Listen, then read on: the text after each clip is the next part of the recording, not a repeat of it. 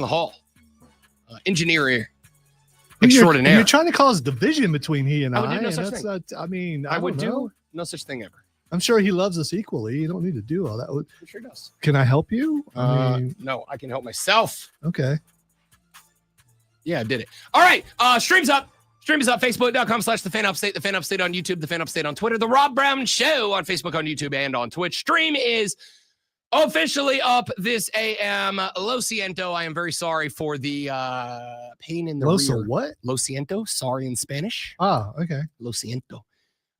Now you may siéntate at your desk and open up the stream. Are you trying to reach the demographic that the I may or may not fire my Duolingo back up recently. The MLB manager can? I mean, honestly, you know how much more? This is true. You know how much more I would get paid if I could if I was bilingual in sports talk radio? I'd be hired in Miami for $500,000 a year if I could speak Spanish and English. Well, that sounds like you're being lazy then. No, I'm just dumb. Like, once again, most of the problems in my life can very simply be traced back to the fact that I am an idiot.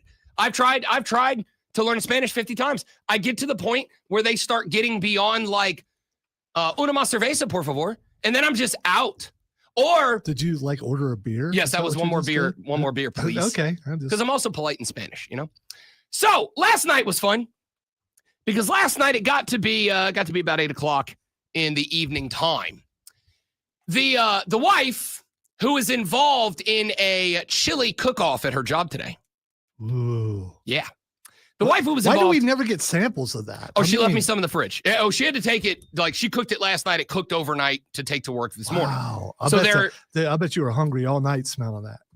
It sucks so bad. My house smells. Now, that's why I hate slow cookers. I can't stand them. I will say this. This is going to be very interesting for me. It's going to be very interesting because she made a white chili.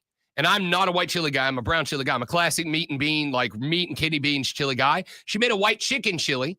And she's like, I swear you're going to like it. And everything she cooks, I love. That sounds excellent. Yeah, I'm excited about giving it a try. So she was up last night getting her chili ready for the chili cook-off today. And it got to be about 8:00. And I'm over in the living room, getting the show set up, hanging out with the doggers. And she's like, hey, click on over to Monday Night Football. I was like, oh, yeah, good call, 8:00. So I grabbed the remote and I popped on the La Televisión. And as I opened up the television and I went to our YouTube TV, because on a living room TV, that's what we had. No, we got Disney, we got Hulu, we got Peacock, we got HBO Max Go Plus, whatever it is nowadays. Netflix. We got Netflix. We got them all. We got all the streaming services. And YouTube TV is the one for the watching of the TV. And I popped it on and I went, where the football? Where the football? There wasn't no football. The football was gone because, as we learned on Saturday, or as many of you learned on Saturday, I knew already, and then I forgot until I was really mad on Saturday. As we all learned on Saturday, ABC/ESPN/ all Disney channels, not on YouTube TV right now. Because the people who run it just can't get enough money. There's just not enough money. Disney's a $75 gazillion company, but they just don't have enough money yet. ESPN, multi-billion-dollar company, just don't have enough money yet. YouTube TV, Google, just not enough money. Got to afford to be able to pay Pat McAfee and Stephen A. Smith. Yeah, I got to tell you right now, dudes and dudettes, amigos and amiguettes, I would like to say, maybe stop giving Stephen A. Smith $100 million gosh darn dollars. Maybe stop doing that, and then you don't have to charge me $39 a month for something that I already had when you were on YouTube TV. You're going to break something else. I mean, that was a little violent. Yeah. I got to tell you, you want to know why it's violent? Because I'm real mad right now. Now, I am not going to say, because it would be bad and I could theoretically get in trouble. I am not going to say that my wife and I utilized an illegal streaming website last night to watch Monday Night Football because screw you, you're not getting another dollar out of me. What I am going to say is that if theoretically and hypothetically someone wanted to do that, that would be the way to do it. It was I wish I knew how people who are willing to do such things just automatically know where those things are. I mean, again, I don't know what to tell you. I'm not saying I did it or I know anybody who did. I'm just saying if I was going to watch Monday Night Football, that's how I would have done it. I'm like OJ with the book, how I would have done it, but I didn't, right? It's bad. And I don't think that. I a few weeks ago on the radio program, speaking of connecting with the youth, a few weeks ago on the radio program, I brought up a word that I was told by some people is a new word that I added to the vernacular, the lingo, so to speak. And I would like to 6'7"? No, not that one. Skibbity? No, definitely not that one. Say less. I can get behind the 6'7" convert. Like I can get behind it because it's like or ironically in front funny. of, depending on what you. Yeah. I mean, Ironically, it's funny to me. The skibbity thing, I will punch a teenager. All right, it's terrible. You have to stop, kids. You just do better. So, the word that I brought up was in bleepification, and the bleep is the S word. In bleepification. And I don't think that the bleepification of technology is hurting anybody more than it hurts sports fans right now. Because as I sat on the couch last night, and I definitely did not cast an illegal streaming site from my computer to my TV in order to watch the game. I definitely didn't do that. And as I sat on my couch and definitely didn't do that, so that my wife and I definitely did not watch Monday Night Football last night. What I realized was... So if you were to have done that, which I didn't, saying Jacoby Brissett was worth getting in trouble for. I mean, had I done it, I feel like watching Jacoby Brissett lead the Cardinals to a win over the Cowboys, and I didn't see it, but had I seen Jerry in his dumb glasses pitching a fit, right next to Stephen A. Smith in his owner's box, it would have been objectively hilarious to me had I seen it, but I didn't because I have YouTube TV. Which, by the way, scratch that. I don't have YouTube TV as of last night. Canceled it because I'm going to keep it a buck. There's no reason for me to keep it because I did learn about Fubo TV last night because Fubo carries almost all the sports and almost all the games. Now, the bleepification of technology, because the people who have all the money have a problem. You know what the problem is? They don't have all the money, and they want all the money. The problem I had is I realized this last night. I want all the money. Yeah, we all want all the money. But there comes a point where I would like to think, and maybe this just isn't true. But I got to think there comes a point where you have so much money that you're like, I'm not going to make anybody else's life suck more so that I can get more money. And they're making our lives suck more as sports fans. I'm not even going on like the general society is questionable right now, rant of Liberab the Wook Warrior, just as a sport. Because here's what happened. On Saturday, I was out working a gig. Now, fortunate for me, I work a gig that like it's a sports thing, so I'm still watching all the ball and all that. But I'm out working a gig on Saturday, and the wife, who's a big Gamecock fan, was at the crib by herself. And she texted me and she said, "Hey, yo, where's my game?" And I thought about it. Now, I was able to like tell her, but I thought about it for a second. And I thought, she is the type of sports fan that makes college football not great, but survive. I think she makes it great, but she makes it survive because she's the type of fan that takes you from a few million people who would watch an Ole Miss South Carolina game to like a lot of diehards who watch an Ole Miss South Carolina game, and all of a sudden that game means something to the Southeastern Conference. They get more money. They hand it to the schools. The schools get to move on and have more money to retain Lane Kiffin. We're going to talk about that in a minute too. And she had no idea where her game was. And had she not had me or someone like me in her life to text and go, where the hell do I watch my game? And then walk her through the process of getting to where it was. Again, definitely not on an illegal streaming site because that's the easiest way to do it. You're over 40 now, so it's perfectly acceptable for you to put up a TV antenna and get the local channels. Oh, we're going to. I've canceled our YouTube TV because if I don't have those channels, it's pointless. I've canceled it second off because was anybody else more than insulted when they went, yeah, we know we just took away half your college football platform, a lot of your NBA games, et cetera, et cetera. But since that happened, here's a $20 credit to your account that you pay $90 a month for. Anybody else get ticked off about that? Because I did. So I was like, no, screw you guys, we're out. We canceled it. And I'm going to get my FUBU, and I will not have illegal streaming sites in my household to watch all the games that I can't find anywhere else. It's not going to happen. All of this came to a head when I saw J.J. Watt. You know J.J. Watt, who is actively on television as an NFL color commentator in games? He said last night on Twitter, he's like, so we're just not watching Monday Night Football, right? He's like, I know that there are ways that I could go and like dig it up and find it, but I don't think I want to do all that. If J.J. Watt is telling the people as a NFL color commentator, it's not worth going to hunt down a game, is it worth going to hunt down a game? Especially when the game is Dallas, Arizona. Like if that's Kansas City, Buffalo, I'm putting in a little bit more effort to get there. But Dallas, Arizona? Like is that the game that we got to go through all this for? I don't know, dude. Like I genuinely mean it when I say, I think the embleepification of sport of technology in the broadcasting world has hit sports fans harder than anybody else. Y'all, we took cable and we put it into this world where we were sold it's going to be easier and more convenient and more readily available. And it's, I would argue, it's actively worse now. It's actively worse because now instead of, well, I hate my cable, but at least all on one cable box, now it's like I got to have 90 different streaming services, cluttering up my phone, my tablet, my computer, my Xbox, etc. And on top of that, I don't know where half the crap is anytime I want to use it. And here's the thing. This is so infuriating and enraging. I don't even think I sound like an old boomer right now. I think this is completely and totally justified because the people who are doing it are the suits and ties older than me who just don't have enough money yet. But I'm sure Bob Iger, when he retires and gets $1 billion severance, is going to be just fine. This sucks, dude. It's genuinely deflating, man. Like the one thing that's supposed to be a break from real life, and you're making it harder for us to even have that. You can't even give us that anymore. What are we doing? Should Lane Kiffin stay at Ole Miss? Yes, I'll tell you why coming up on the Rob Brown Show in the Fan Upstate.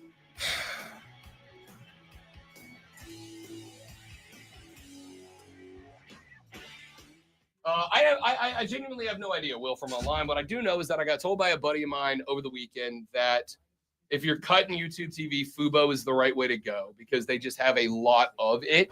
Now, if it is 70% state by Disney, but I can go on there and I can watch college football, I can watch, Big Ten football, I can watch ACC football, SEC football, I can watch the NFL, I can watch the NBA, I can watch MLB, cool. But like, I'm going to do the research before I buy it. What I do know is I already pay for Hulu Disney. That doesn't come with it. I already paid for ESPN Plus for years so I could watch the Triumph play. That doesn't come with it. Like, you now have to pay 3 different like ESPN bills to watch ESPN. It's obnoxious, dude. Like it's just gotten to the point of obnoxious. We'll be right back.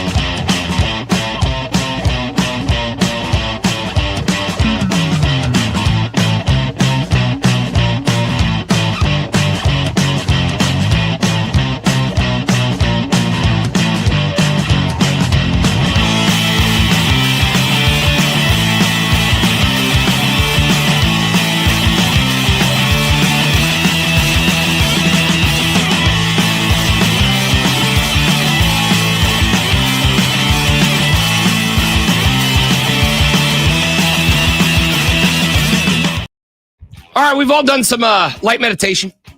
We've all taken our moment of Zen, and I feel better. So thanks for your concern. Let's talk NCAA football coaching for just a minute. We're going to talk about the playoff poll that's going to drop tonight at 8 p.m.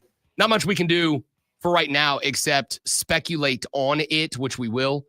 But I'm very interested in the coaching carousel. We have already talked about the fact that there are 10 open Power 4 and Division I jobs right now. It is the most that have ever been open in season with the addition of Hugh Freeze after the Auburn loss at home 10-3 to a not very good Kentucky team. I think there's a very good chance that Mark Stoops could end up on that job on that list at the end of the year at Kentucky. And Mike Norvell, I'm still convinced, is going to be on the outs with Florida State at the end of the year. They did win against Wake Forest 42-7. They got Clemson coming up. By the way, we kind of made fun this past weekend. We kind of made fun of Ohio State, Penn State, which preseason was like that might be the game of the year in the regular season. After week 1, it looked like Clemson, Florida State could be in the mix for game of the season. Clemson, Florida State is being played at 6 p.m. on the ACC network. And you go, okay, well, it's an ACC game, Rob. Here's the thing.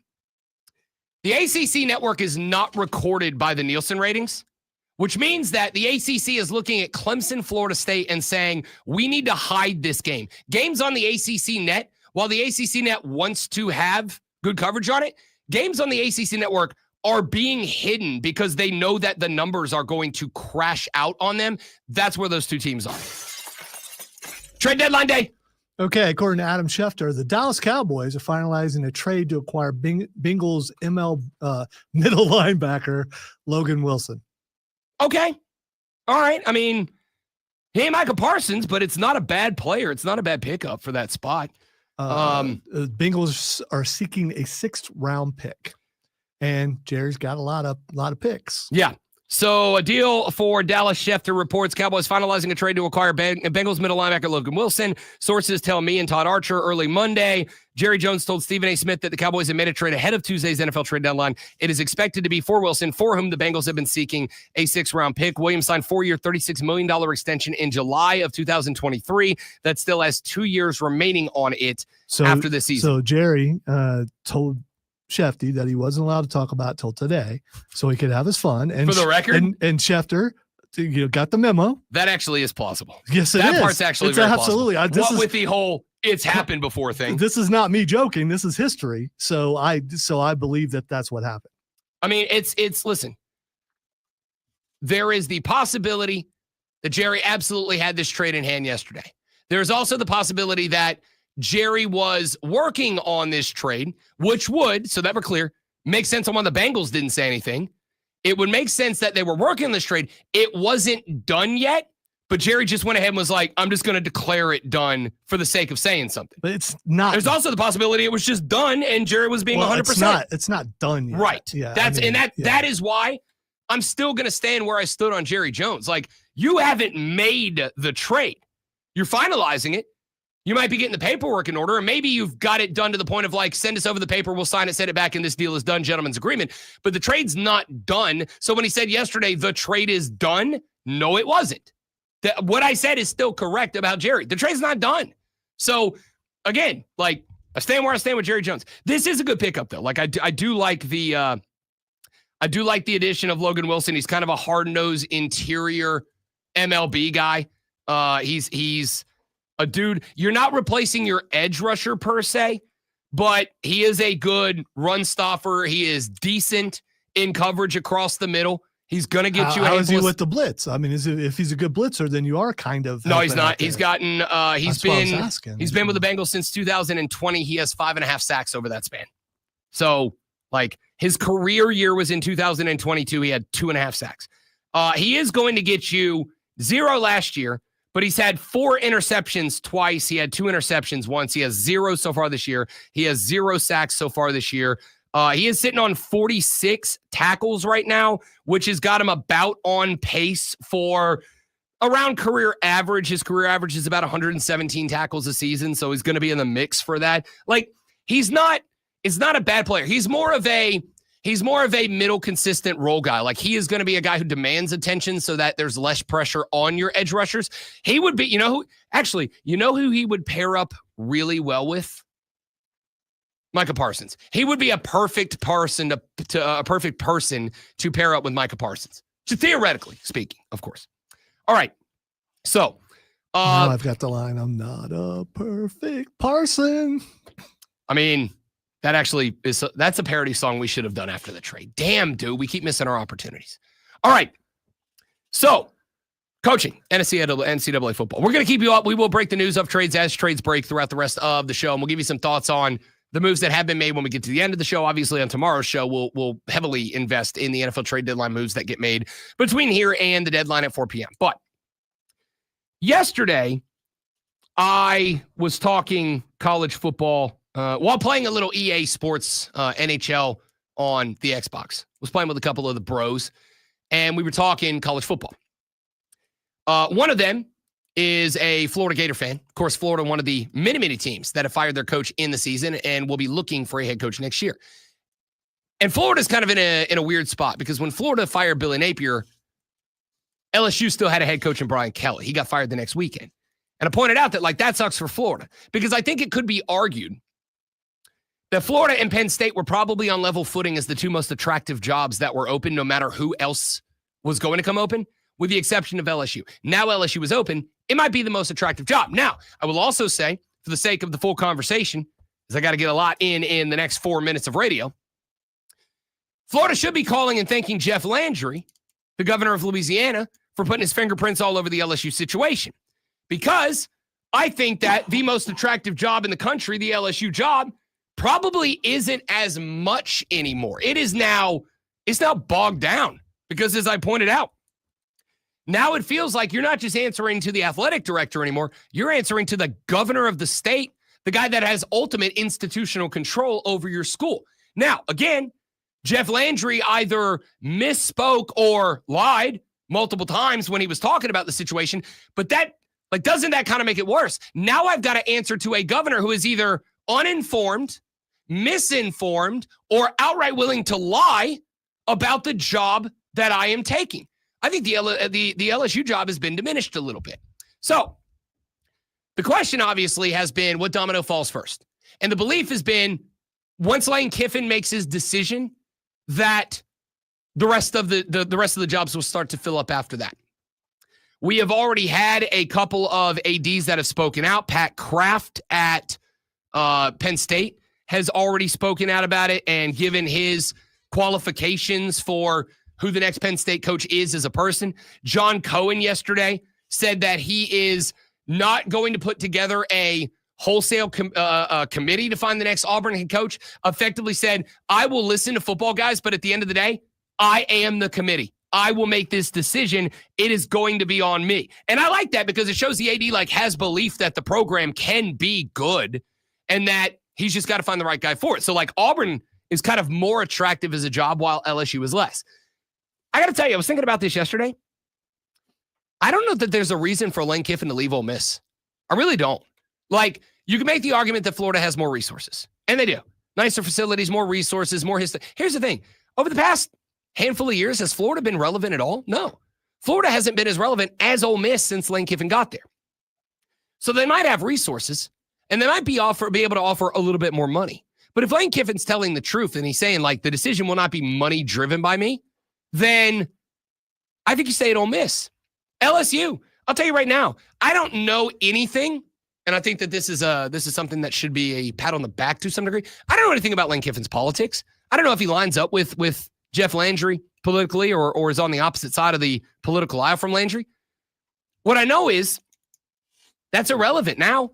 What matters now is the fact that Jeff Landry is getting involved, is either misinformed or lying about the job, and is now getting his fingerprints all over the job. So if you're Lane Kiffin and you take that job, even if LSU is going to pay you more than anybody else in the country, you also recognize that it comes with a set of circumstances and qualifications that are certainly different, but I would also argue probably more pressure packed than anywhere else in the country.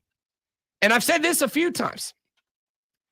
If the University of Indiana can offer Kurt Cignetti a $96 million contract, you better bet your hind parts that Ole Miss can offer $96 million.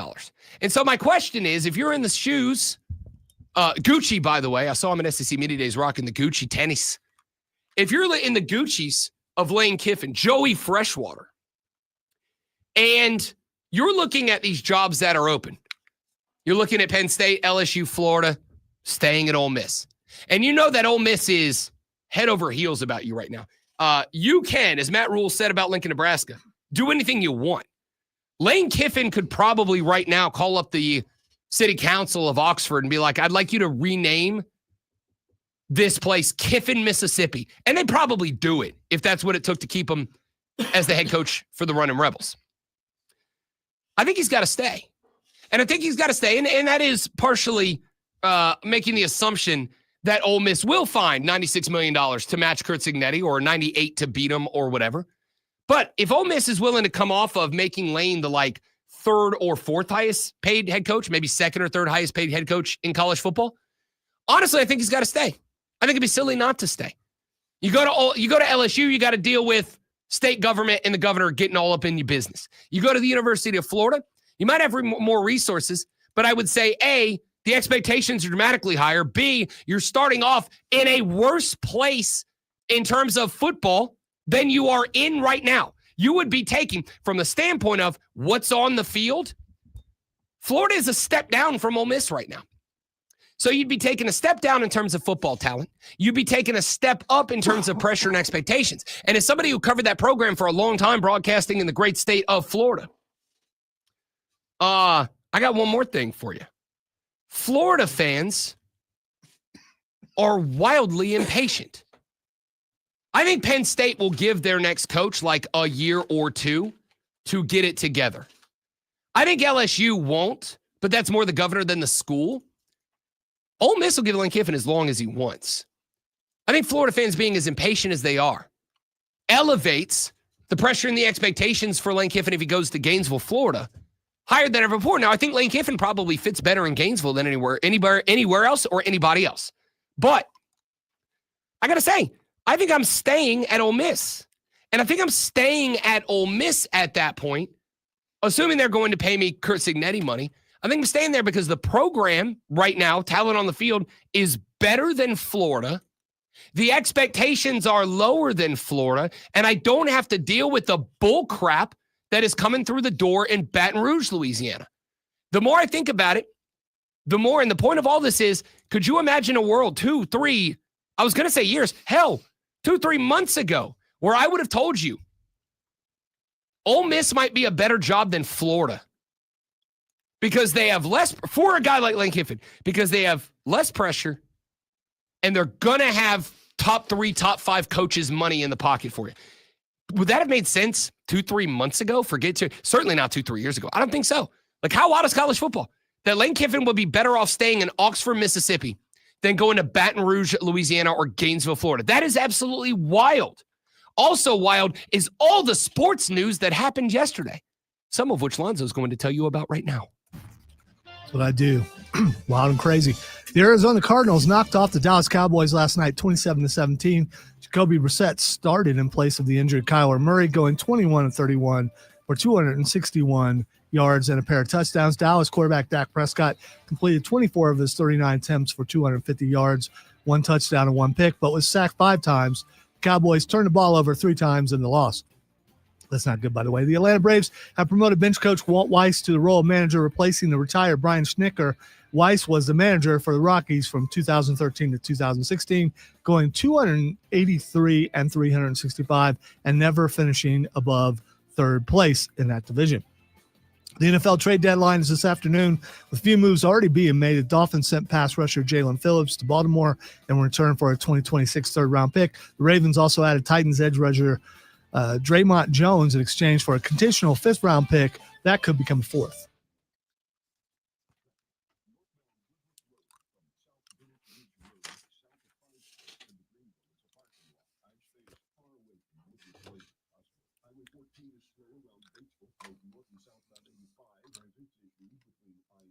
We'll be back. I have to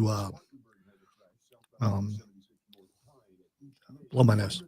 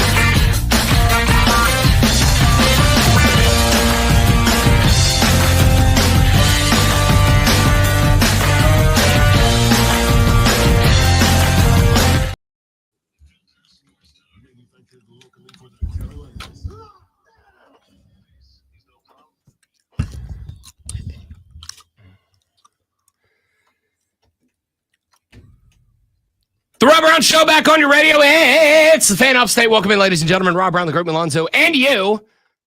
844-326-3663. 844-FANFONE is the number. If you would like to be a part of the radio broadcast, now is a spectacular time to make that happen.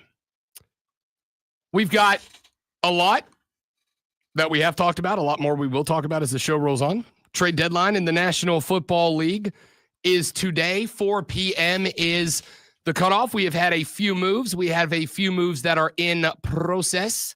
And we have I assume, a lot more that will break through. You know what? I keep saying that. We're going to have a lot more. I don't know that we will. Yeah, it doesn't necessarily have to happen. We've had years where hardly any trades were made at all. Yeah, and it's like right now, it's like objectively slow right now. Now, granted, it could be just that moves are being finalized. It also may be that just not a lot of moves are going to get made. So we'll keep you up to date on that through the final 2 hours of the show. And obviously on tomorrow's radio broadcast, we will break down whatever moves happen between 10 a.m. and 6 a.m. Well, I guess 10 a.m. and 4 p.m. this afternoon to wrap up NFL trade deadline. So we got that coming up for you tomorrow. We have got your first college football playoff poll. That is going to drop at 8 p.m. this evening. So when I'll take a look at what we think that is going to look like, I'm going to tell you, I don't think week one is going to be that much different than the AP poll. And this is, again, I don't want to necessarily go off on this now. We'll talk about it when we get to that point. But this is the reason that when the preseason poll drops, as much as I agree with all of you when you say, like, preseason polls, we shouldn't get up in arms about them. I agree with those of you that go as far as saying they shouldn't exist. Like, I'm fully with you.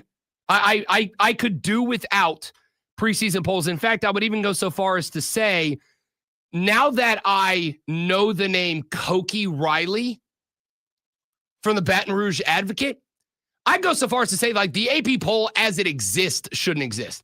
We should just overhaul the whole gosh dang thing. But we don't, we haven't, we won't. So that is the reason that I have said, and we'll say again, I do care about the first AP poll. The reason is because what happens tonight at 8 p.m. is 1,000% going to be influenced by it. Like, we can all put our heads in the sand and pretend that that every single college football playoff committee voter has watched every game of every team that they would consider to be inside the top 12 teams in football. But come on, dude. You know that's not true. You know that's not a thing. It's first off, I'm going to say this lovingly, I don't think it's possible, right? Now, they have access to resources that we don't, right? Like, they are getting game film that has no commercials, it has no wonky stuff. Like, it is just cut and dry. Here's what happened in the game. And those tapes are probably, 40 minutes long altogether. So they have tools and access to resources we don't have. But still, you are talking about a dozen games, even if you were to just keep it to the top 25 teams, all the teams that you're like, okay, maybe they could jump in or not. You are talking about 300 football games over the course of the season. This is why that poll, A, matters, but B, shouldn't exist in its current way that it exists.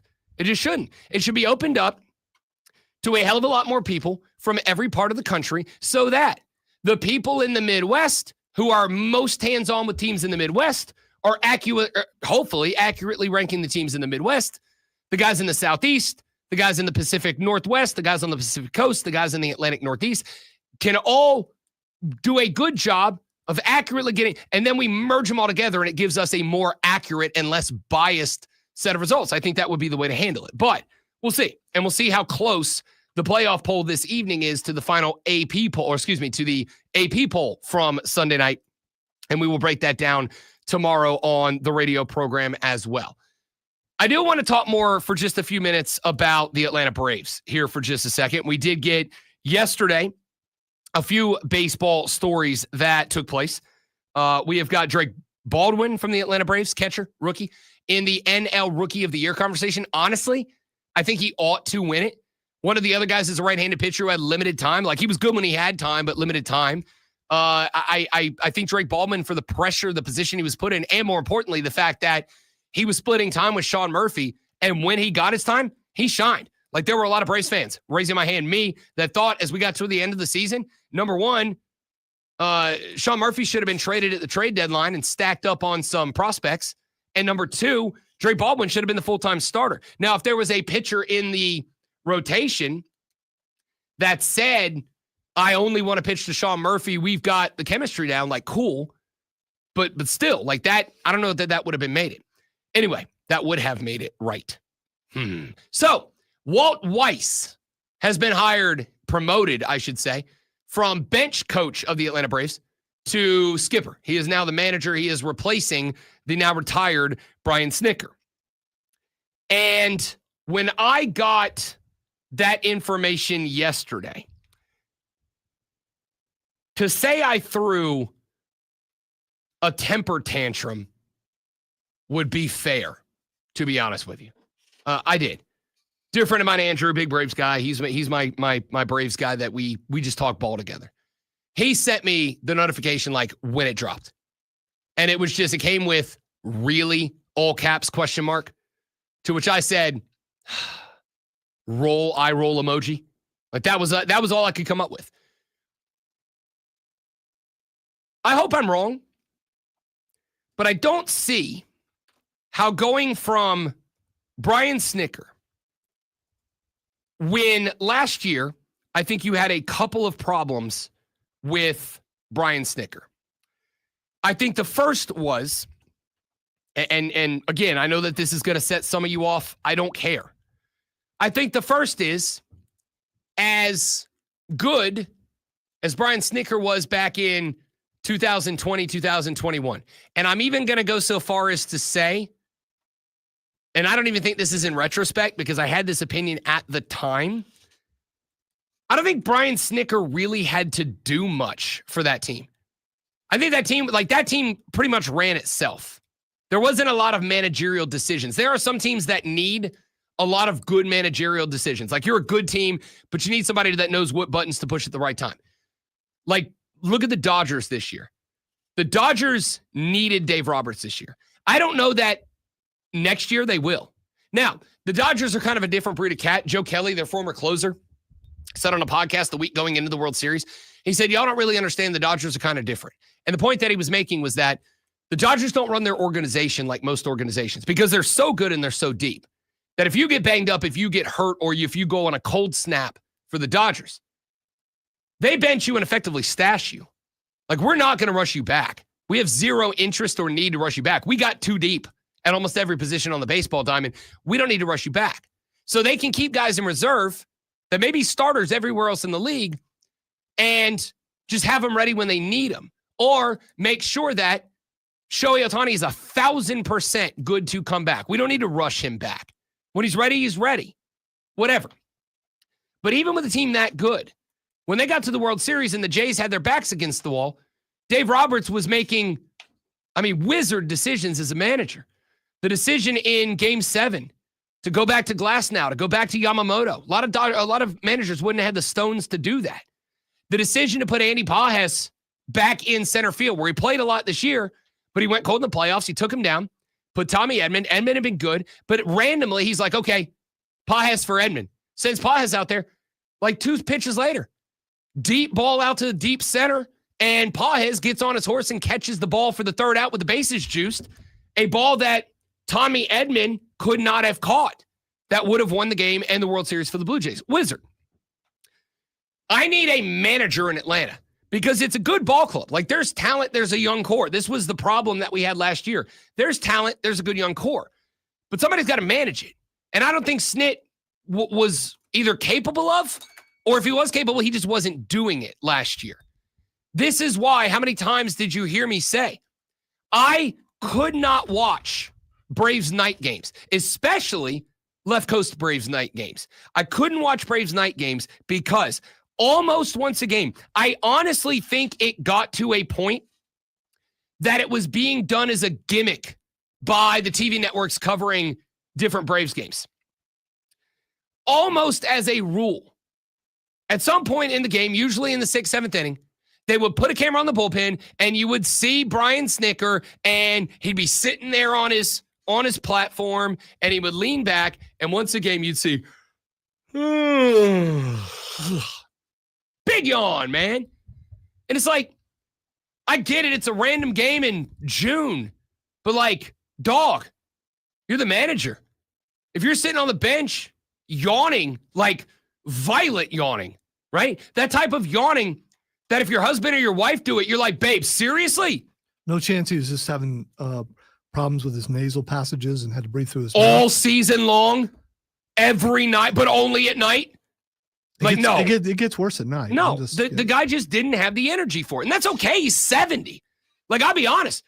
If I make it to 70, like, I hope I have the energy just to, like, stay awake and watch some TV. I get it. I'm cool. Like, I understand it, but, like, that's not the job that you need to be in. When you're 70, it will be beamed straight into your eyeballs. So. I hope so, because I won't have the energy to grab the remote and turn it on. I get it. So, the other issue that I think you had here was, I think there was, and I think empirically, provably, a disconnect between Brian Snitker and the team. Remember, this is not, there were some guys on it, but this is not the same team and roster that won the World Series in 2021. It's a different group of guys. There are some that are still on the roster, Ronnie, etc., but there's a lot of guys that aren't. And there was an obvious disconnect. This is why the last 2 seasons running, you have had Ronald Acuna Jr. posting passive-aggressive things on his social media. And it just becomes a distraction on the sideline. Because here's the thing.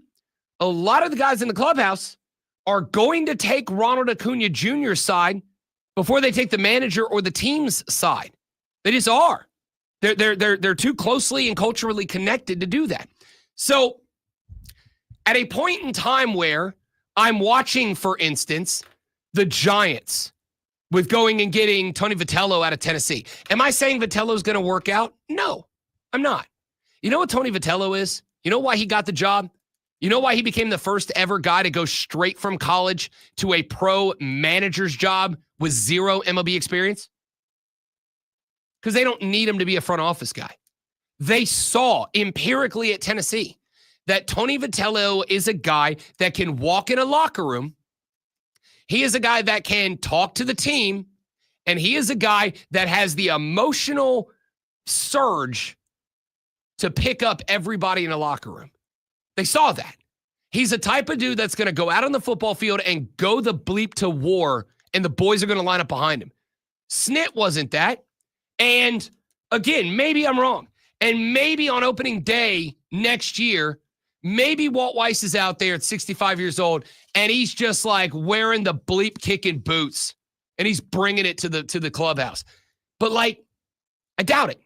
And so what you did was in a year where, and this is where I think I'm frustrated.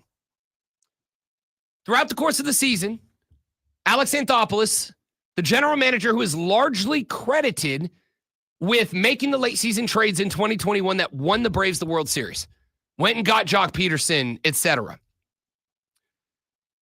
Throughout the course of this year and into the early offseason, when the other, 10 jobs, 9 teams that had a job opening, were going and getting guys.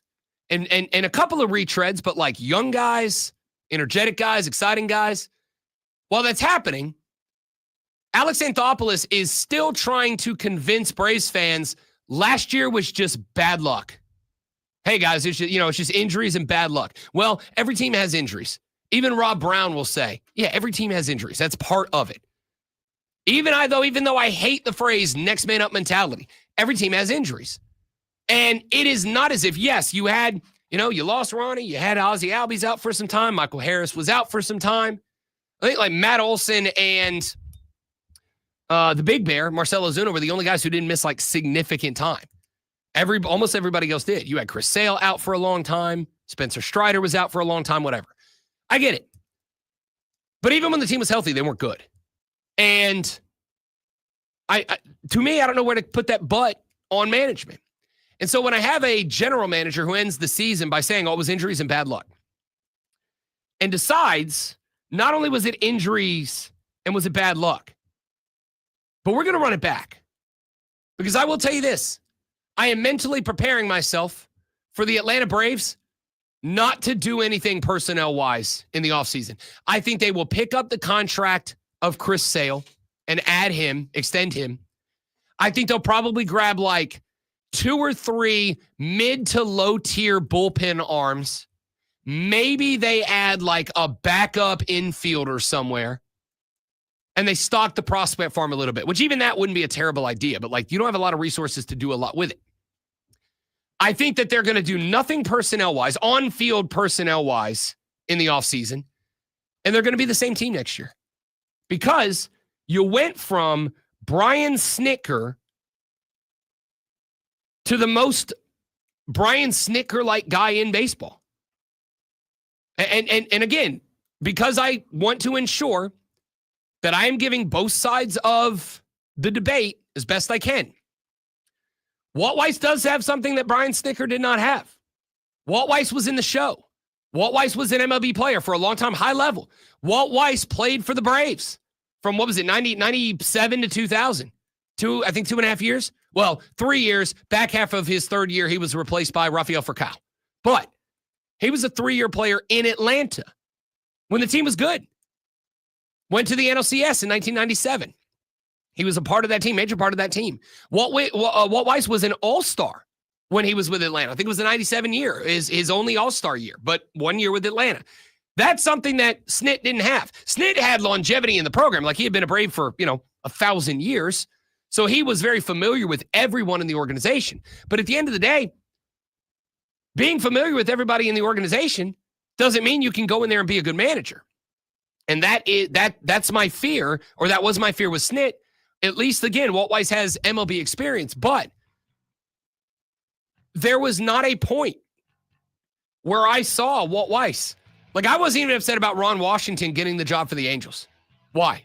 Because while Ron Washington, about the same age as Brian Snitker, while he was in that same age range, you know what I did see Ron Washington doing last year? I saw him on the sideline, and the boys were working with and around him. I saw at one game last year, Ron Washington be approached by a player from a different team and ask him to run him through infielding drills 20 minutes before they played Ron Washington's team. And you know what happened? Ron Washington did that. Grabbed his fungo bat, and he ran the guy through infield drills before he played that guy. Players love that cat. I will take an old guy that I know players love that cat. I've got zero evidence or reason to believe that's the case here. So when you know, or at least I know, but when it certainly looked like your team had a massive disconnect from manager to roster last year, why are you going to go get the next guy who is aesthetically the exact same as Brian Snitker? And I have zero reason to believe he has any sort of a different relationship with the team and think a damn thing is going to change. Braves fans, strap in, because next year is going to suck too. And the problem is, after next year sucks, everybody's gone. A lot of your young guys are going to be on their way out, either because their contracts are running up or because they're going to want out, and I wouldn't blame any of them. Back after this on the Rob Brown Show on the Fan Upstate. All right, what sucks is like, hey, you're agreeing with Smith that the only problem is, yeah, no, that's exactly what I'm saying. Like, that's been the war cry of Anthopoulos. It's injuries and bad luck. It wasn't bad luck. It was bad. You don't have to say luck. It was just bad. And you're getting a guy who's the same guy. So why would I believe anything is going to change? I have no reason to. I hope I'm wrong. I will be happy to eat the biggest plate of crow in my life if I am, but I got no reason to believe anything's going to change. JC said Lane would be crazy to leave. He has everything he needs to build a dynasty where he sits. The places that are calling may tempt him with big money, but they also have a history of turning on a new hire real quick. He's done the hard work of getting established in Oxford. Why repeat that labor anywhere else? Completely agree, JT. As long as Ole Miss is willing to pay Lane, as long as Ole Miss is willing to pay Lane the way that Indiana paid Kurt Signetti, the way that Oregon paid Dan Lanning, and obviously Oregon has more money. But if they're even Indiana, if they're willing to pay him Kurt Signetti money, there's zero reason Lane Kiffin should leave Ole Miss. I totally agree. Be right back.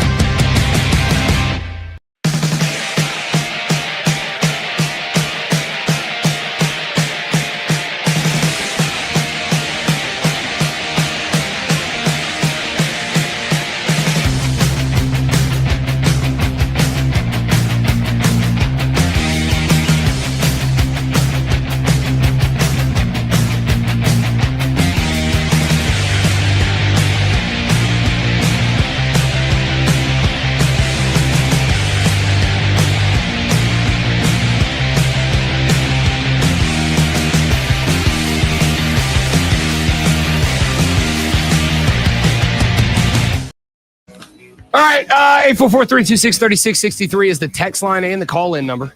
You can also join us on the live stream, facebook.com/thefanupstate, the Fan Upstate on YouTube or Twitter, The Rob Brown Show on Facebook, YouTube, and Twitch. JT has popped into the live stream.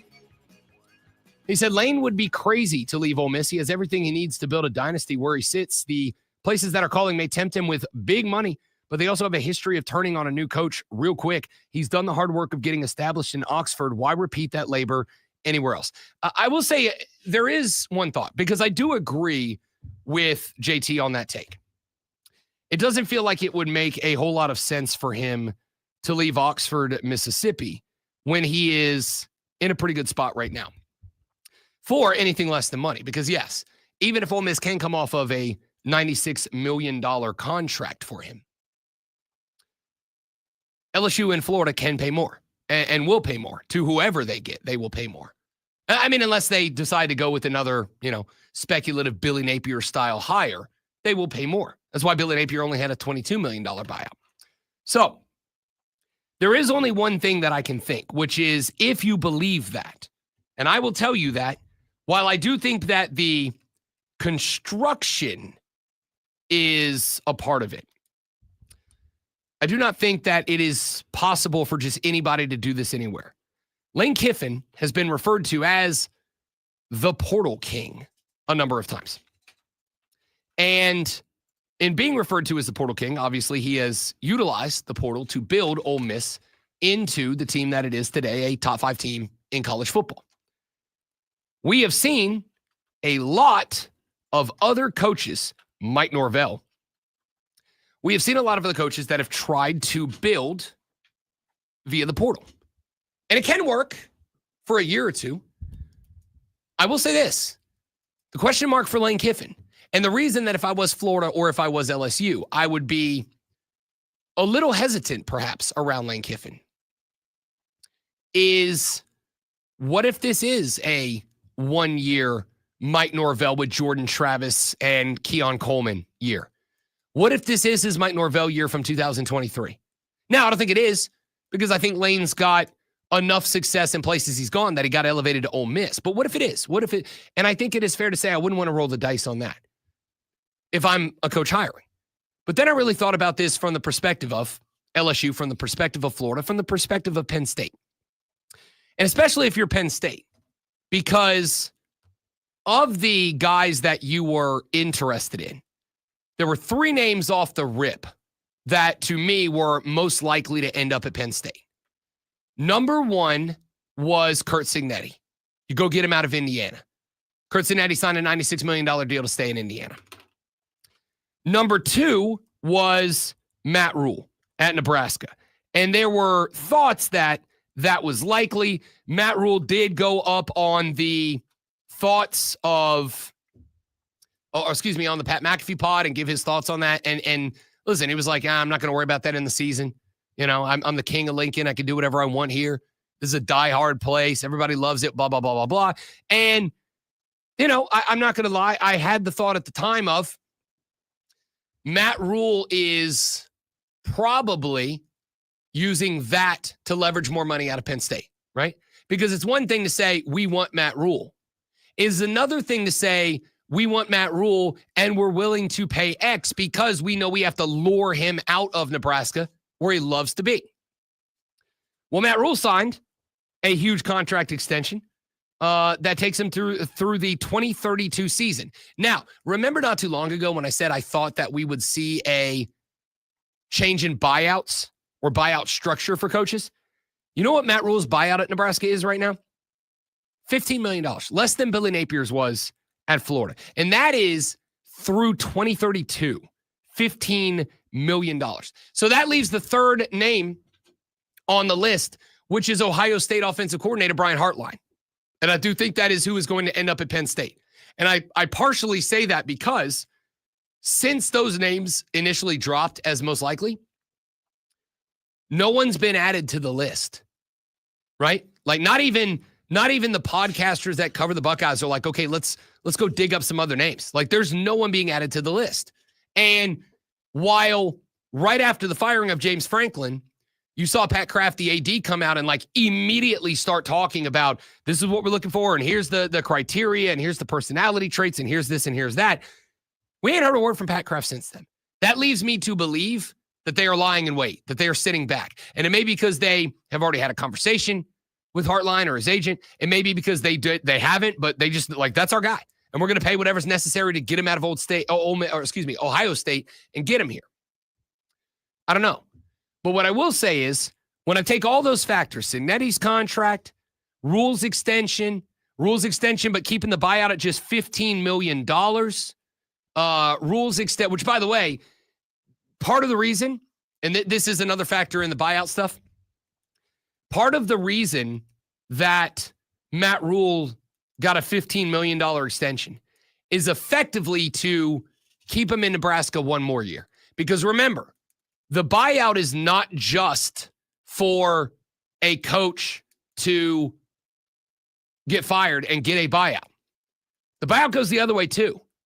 If Matt Rule suddenly decided he does want to go to Penn State, he now has to pay $15 million to Nebraska to buy out of that contract. Or Penn State would have to buy $15 million from Nebraska to get Matt Rule out of there. So like when I said I think we'll see a difference in the way the buyout works, you do have to some degree temper that because it is to protect the schools from the coaches taking jobs elsewhere as well, right? So it's kind of a balancing act if you're the school. On one hand, you want to give a buyout that if he's there 2 years, 3 years, and clearly he's just not the right guy for the job, it's not so exorbitant that you can't afford it, Mike Norvell at Florida State. But you also don't want to make it so low that if he kicks a bunch of ass, another school can swoop in and go, oh, he's got a $5 million buyout? Yeah, no problem. We'll cover that, right? And again, if the story about James Franklin's buyout being paid by Adidas is true, if the story about one booster paying the lion's share of Brian Kelly's contract is true, you don't think you're going to find a T. Boone Pickens somewhere that goes $5 million and we move on from this coach? Chicken scratch, dude. Like, your school effectively needs one billionaire alumni and you're good for a $5 billion. So it's a balancing act. But blah, blah, blah, put all that together. And what I see here is, if I'm Lane Kiffin, there's no reason to leave. The only concern Ole Miss is going to have is this year a success because of the portal? And could he be Mike Norvell Volume 2.0, where he builds a portal team, he makes a run, it's a really good run, and then he turns around the next year and he just absolutely craps the bed because the portal explodes on him? I don't know. Maybe, maybe not. Probably not, because I still think he's a good coach. And speaking of, I think Lane Kiffin relates to his players better than a lot of other coaches do. And I think that's part of it because he is such an authentic person. May not like his authenticity, but he is authentic. So when I circle all around this, I look at this with the same mentality JT had, which is, why would I leave? What sense does it make for Lane to leave Ole Miss, a place where he is the king of the city, a place where they'll name the damn town after him if he wants him to, a place where Ole Miss is going to give him everything he wants. And again, all of this works on the presupposition that Ole Miss will find Curt Cignetti money and make him one of the top 2 or 3 highest paid coaches in college football. But again, if Indiana can do that, you're damn right Ole Miss can do that. I got to tell you, I think we are long past the days where a school like an LSU or a school like a Florida, or hell, even a school like a Penn State can just say, we'll hire whoever we want. If you're not one of us, upper echelon, blue blood, top of the litter, if you're not one of the elite, we'll take your head coach and not think about it. I think those days are gone. If Indiana can pay 96, if Ole Miss can pay 96, and the pressure stays as high as it is at Florida and LSU, and it stays where it is for Ole Miss and Indiana, why would Curt Cignetti or Lane Kiffin leave? Like everything we're talking about with Lane Kiffin, it was an identical conversation with Curt Cignetti. Identical. Let's take a break. We're back after this. We'll talk some more stuff on the Rob Brown Show on the Fan Upstate. I'm gonna get in trouble. Creative teasing there. I mean, yeah, I'm gonna get in trouble for that.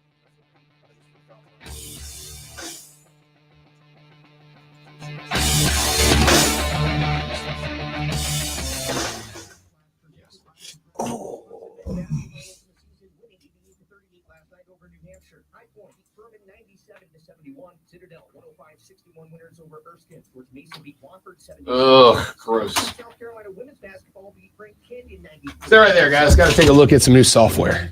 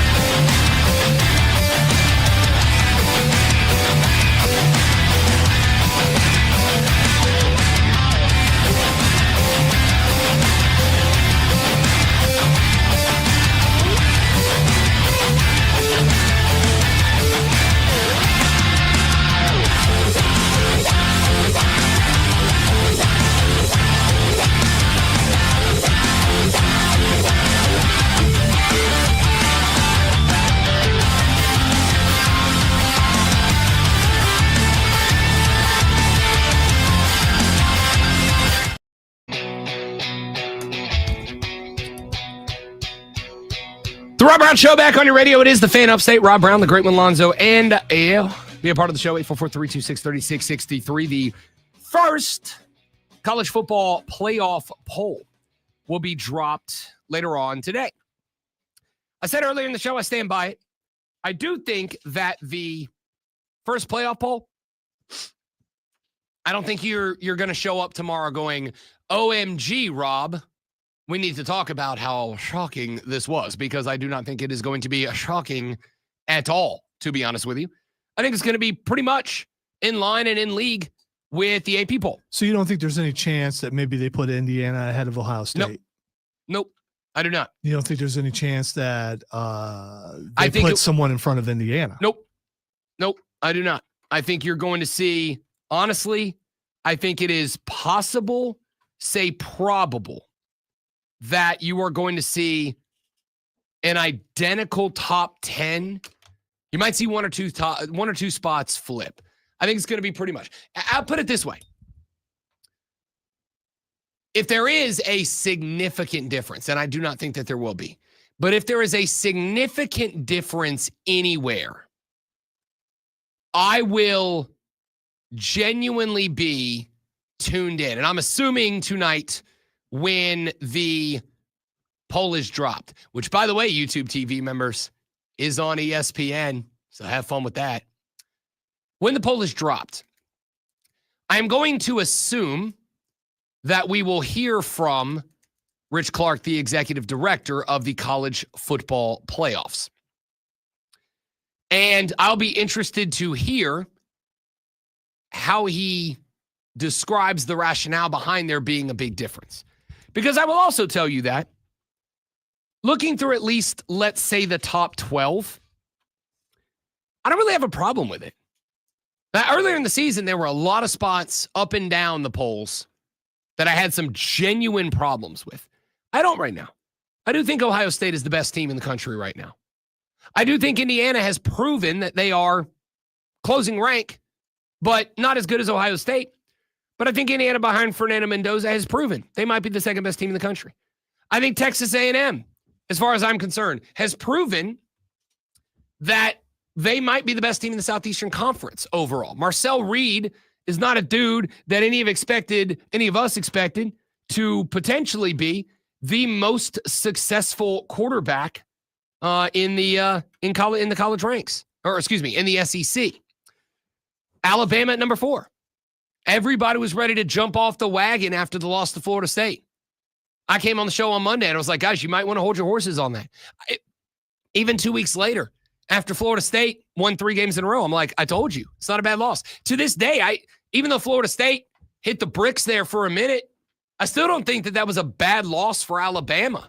That was a different team we saw. No problem with them being 4. Of course, if they're 4, you want to put Georgia behind them, Georgia's got to go behind them. They beat Georgia, fine with that. Oregon behind Alabama and Georgia, no problem with that, as much as I do my best not to be a SEC guy. The reality of the situation is Oregon has not beat anybody of significance. I mean, they would have had Penn State not absolutely crapped the season, but the only other ranked game they played was Indiana. They lost that game at home. There's nobody else on the resume. Now, I think Oregon's a good team. I think Dante Moore's a good quarterback. I think Dan Lanning might be one of the best coaches in college football. There is a reason that Nike and Oregon are willing to pay Dan Lanning as much as he's getting paid. The reason is he's a great coach. Hopefully he gets a chance to prove that in the playoffs. Ole Miss at number 7, no problem. Anybody got an issue with Ole Miss right now? It's hard for me to say yes. They've got, again, 1 loss, and it's to now the number 5 team in the country. I got no issue with BYU, honestly. Like, BYU is a team that 4 or 5 weeks ago, I was like, hey, man, like, they run the ball. They're pretty good at running the ball. I don't know how I feel about them yet. I've watched a couple of BYU games.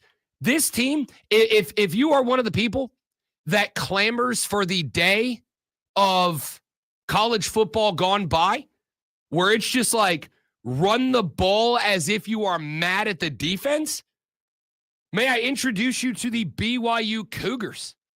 That's how they play. I got no problem with them being there. Texas Tech, number 9, 1 loss. They did not have their starting quarterback or, wide receiver. No problem there. Number 10, Notre Dame, no problem there. 6-2. They lost their first 2 games out of the gate. They lost one of those to a team that would be number 2 in the country for a while. Now, granted, Miami's fallen off, but that feels like a different team now. Their other loss was to now number 3 and one of only 3 teams with an overall first place vote, Texas A&M. They've beat everybody and done so relatively convincingly since then. No problem at number 10. Oklahoma at 11. Honestly, if there is a team I think is too high inside the top 12 spots, it might be Oklahoma. Lost to Texas, got beat by Ole Miss. Like, I think Oklahoma might be a little bit high in that spot. You know how I feel about No Fear John Mateer, but since he came back from the surgery, he's not the same dude. He's just not. This is why that South Carolina loss to Oklahoma was so shocking, right? Like, he was spinning the ball, but he didn't have the accuracy he did before the injury. That's why that loss was disappointing. I could theoretically, I would like to say Tony Elliott's got to get some love here. The Virginia Cavaliers have lost one game. It was on the road at NC State by 4. Same NC State team that just ended Georgia Tech's unbeaten streak. They beat Florida State. They beat Louisville, who beat Miami. They beat Washington State. They beat everybody else they've played. They've hammered most everybody else they played, with the exception of the North Carolina game, which was way closer than you'd like. But no problem with them there. By the way, do you think somebody put this in my brain yesterday? And I thought it was an interesting thought. If Dabo and Clemson separate, is Tony Elliott the first call that you make? I think he is, right? I think he is. I think if Dabo separates from Clemson, whether it's Dabo's decision or Clemson's, I think Tony Elliott's the first call I make. Hey, brother, you figured it out there in Virginia. Nice job. Why don't you come home? Nope. I think it's a good call. There's an obvious choice here. It's Rich Rodriguez. No, is Rich Rod still employed? I know he was. He hadn't gotten fired yet, has he? I don't think he has. I think he's still gainfully employed for the second time at the University of West Virginia. I think he's still there. Anyway, tells you where West Virginia is right now. I think Tony Ellis the call. Anyway, point of all that is, I don't think that there's going to be any surprises tonight. I think you're probably going to see the top 12 lined up pretty similar to where it is now. Here's part of my reason why. The AFCA coaches poll, which, I really wish I could tell you that I have more faith in the coaches poll than I do the AP top 25, but I don't. And I'll tell you why I don't. Because I know for a fact that a number of high-level coaches everywhere, but I know a number of high-level coaches, they don't actually submit their votes. They basically have a staffer do their votes for them, and then they just sign it, right? They're just like, get it close, don't make me look like an idiot. I'll sign it and send it in.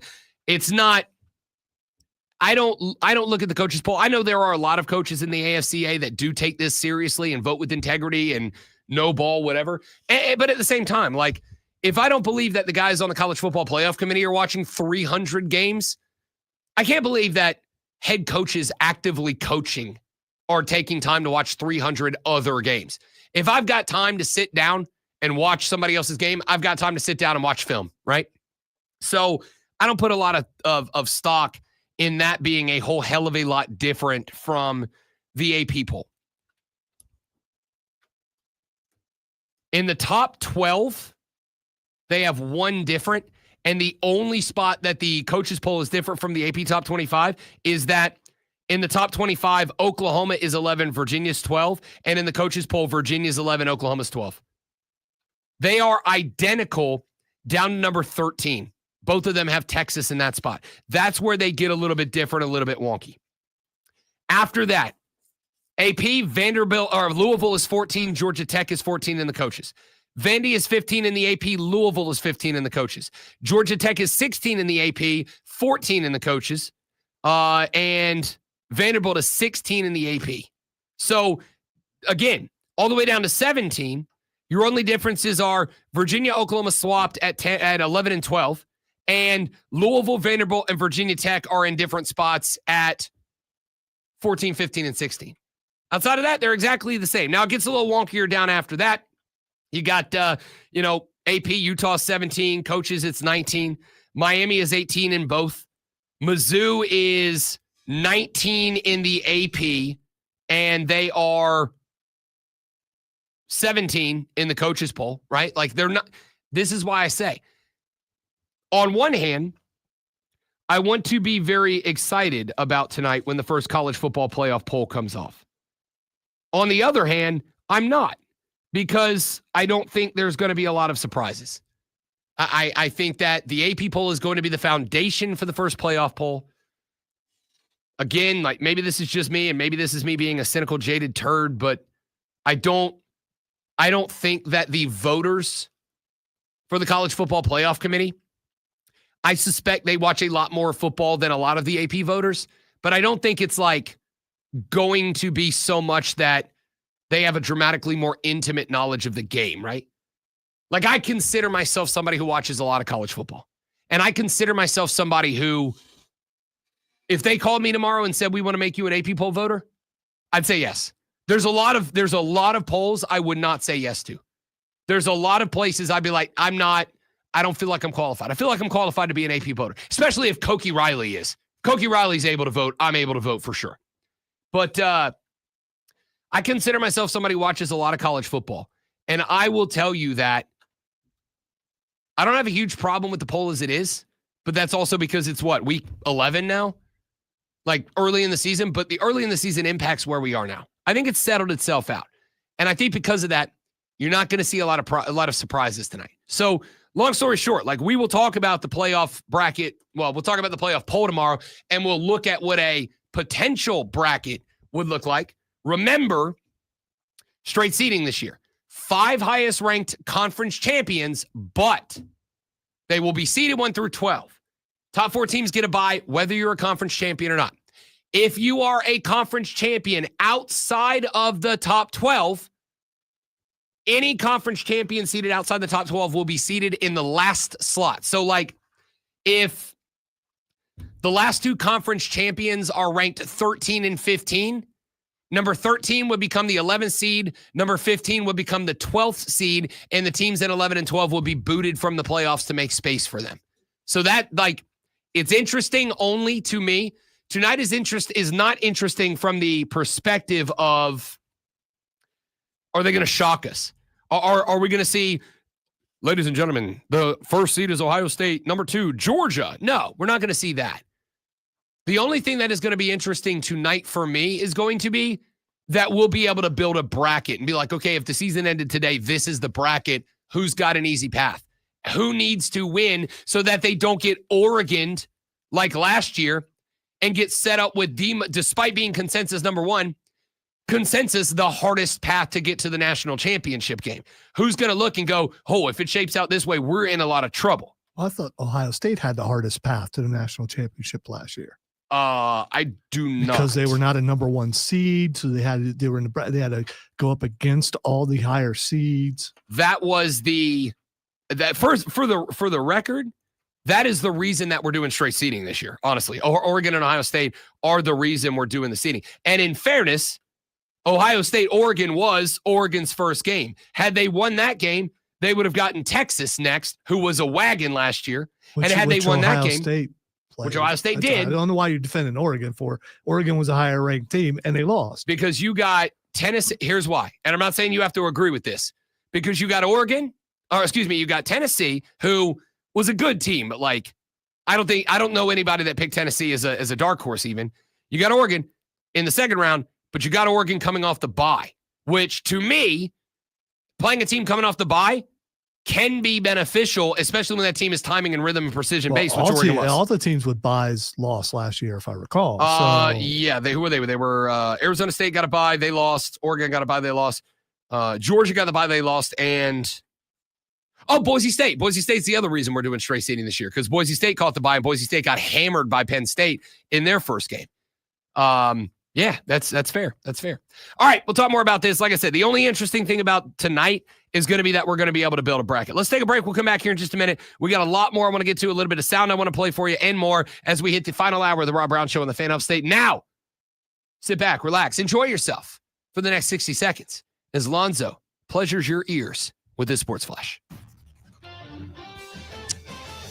Never gets old. The Arizona Cardinals knocked off the Dallas. It just makes me feel weird. Off the Dallas Cowboys last night, 27-17. Jacoby Brissett started in a place of the injured Kyler Murray, going 21 of 31 for 261 yards and a yards and a pair of touchdowns. Dallas quarterback Dak Prescott completed 24 of his 39 attempts for 250 yards, 1 touchdown, and 1 pick. The Atlanta Braves have promoted bench coach Walt Weiss to the role of manager, replacing the retired Brian Schnicker. Weiss was the manager for the Rockies from 2013 to 2016, going 283 and 365, and never finishing above third place in that division. Way to go, Atlanta.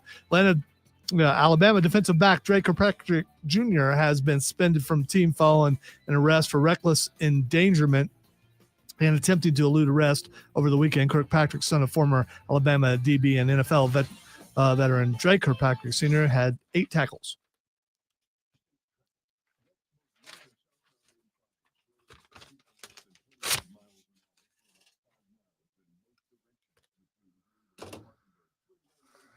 Fire me. My first 2 were flawless. I just ruined the one where the boss is actually listening.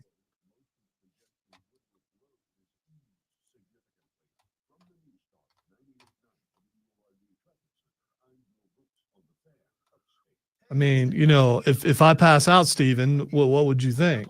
So there.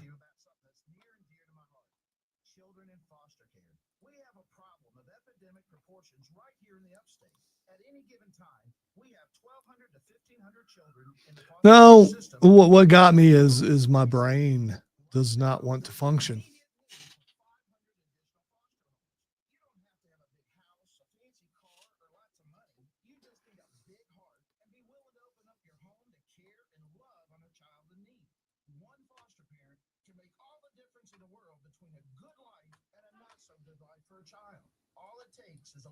I'm smart enough. I'm good enough. I can be flawless. I've done it before. I'm playing hurt, and not an excuse, it's a reason. And I've thought I was in recovery, but I think I'm fading right now. So, you know.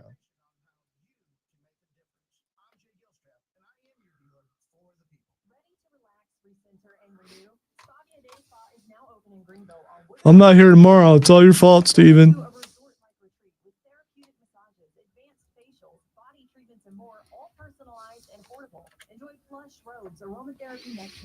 By the way, I hate it when I mess up. You guys deserve flawless, and I didn't give it to you. So, you know, I fell short. And, you know, falling short is something that I'm not used to because I'm over 6 foot tall. So, I mean, there's just, you know, it's just a thing. Alonzo falls, he falls long.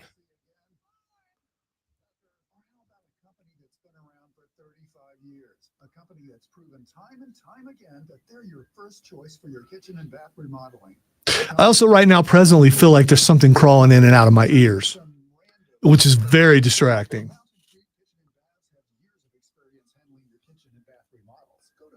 Because I know it's all sinuses because it's all in it, but maybe there is something crawling. I don't, maybe. Earwigs are a real thing, right? I've seen videos where like spiders like lay eggs in people's ears and noses and stuff. You ever see the one where the lady had a spider crawl in and they had to like... That's what I'm talking about. Oh, yeah. Oh, no. Like, I'm not grossed out by spiders, but I'd lose my mind. Well, maybe literally if it got in there enough. I don't know. I mean, how far could a spider actually go if it... Probably depends on what kind of spider it is. It goes deep. I guess it depends on Vegas.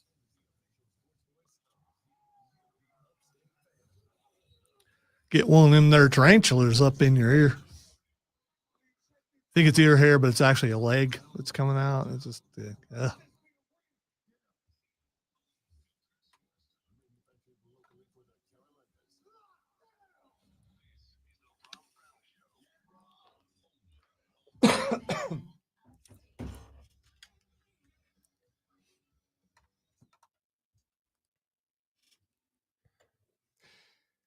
All right. Quick aside. We don't have to spend a ton of time on this, but I do have to laugh because I told the story earlier in the day. Last night, the wifey, who is upped her football watching game since she met me, you're welcome. We were at the crib last night. We had a good day on Sunday, had a very long day. However, it was a very long day. So we decided last night, let's just chill. She was going to stay home, make some chili because her job has a chili cook-off today. So she made herself some white chicken chili to bring to the office. I was doing some work, getting ready for the show today, whatever. And at 8 o'clock, she said, hey, babe, go ahead and put it on Monday Night Football. And I said, A, that's a very sexy thing that you just said to me. Yes, ma'am. And B, yes, ma'am. So I turned on our YouTube TV only to instantly be reminded that ABC is not currently, nor is ESPN, on YouTube TV. Now, I would never have the audacity. But if theoretically I wanted to watch that Monday Night Football game with my wife, what it would have required of me, obviously, and again, I would never, would be to go online to find a illegal pirate streaming site to pirate that game and to cast it from my laptop to my TV. Again, I would never.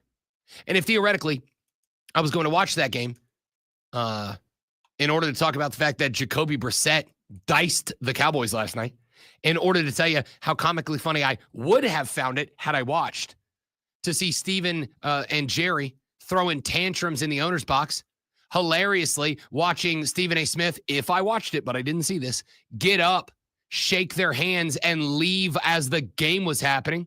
If I saw all that and found it funny. There might have been a touch on the shoulder of condolence. Yeah. Yeah. I mean, theoretically, I don't know because I didn't see it. I would never. I didn't do this. But if I did, I may or may not. I saw it because I have Dish, so I didn't unplug like everybody else. I did. Had I seen this, which, of course, again, I guess Dish is unplugged. My bad. Then it is very possible that I may have told the wife, hey, I'm going to go ahead and cancel our YouTube TV now. And I want you to know, there are still some things we watch on YouTube TV. There are some shows that we watch. The majority, not all, but the majority of my wrestling I watch on YouTube TV. But here's the thing. I can get that other places.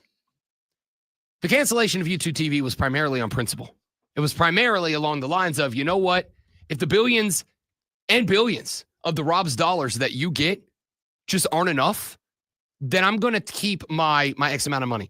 I have had ESPN Plus for a number of years now.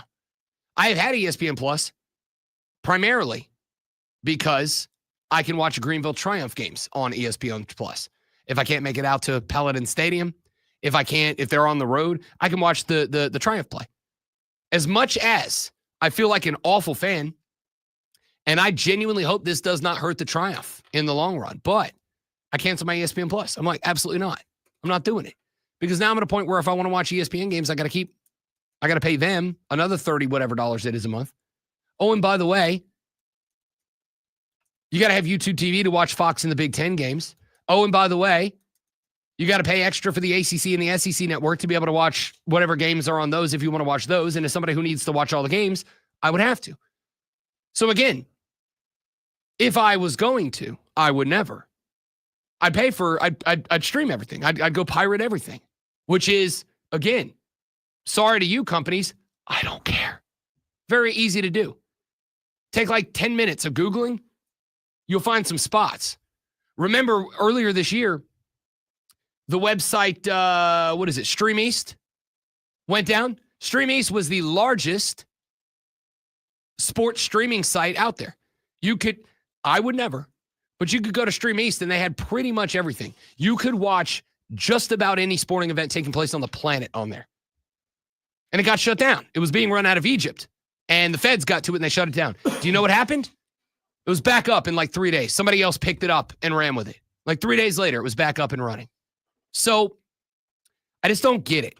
And the reason I bring this up a second time is not because I want to necessarily hinge on this and like make it a thing. In fact, I plan on saying this and then I will get away from it.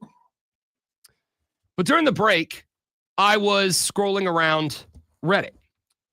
And the reason I was scrolling around Reddit is because as a news conglomeration site, I have my Reddit account set up to where it's pretty much exclusively sports.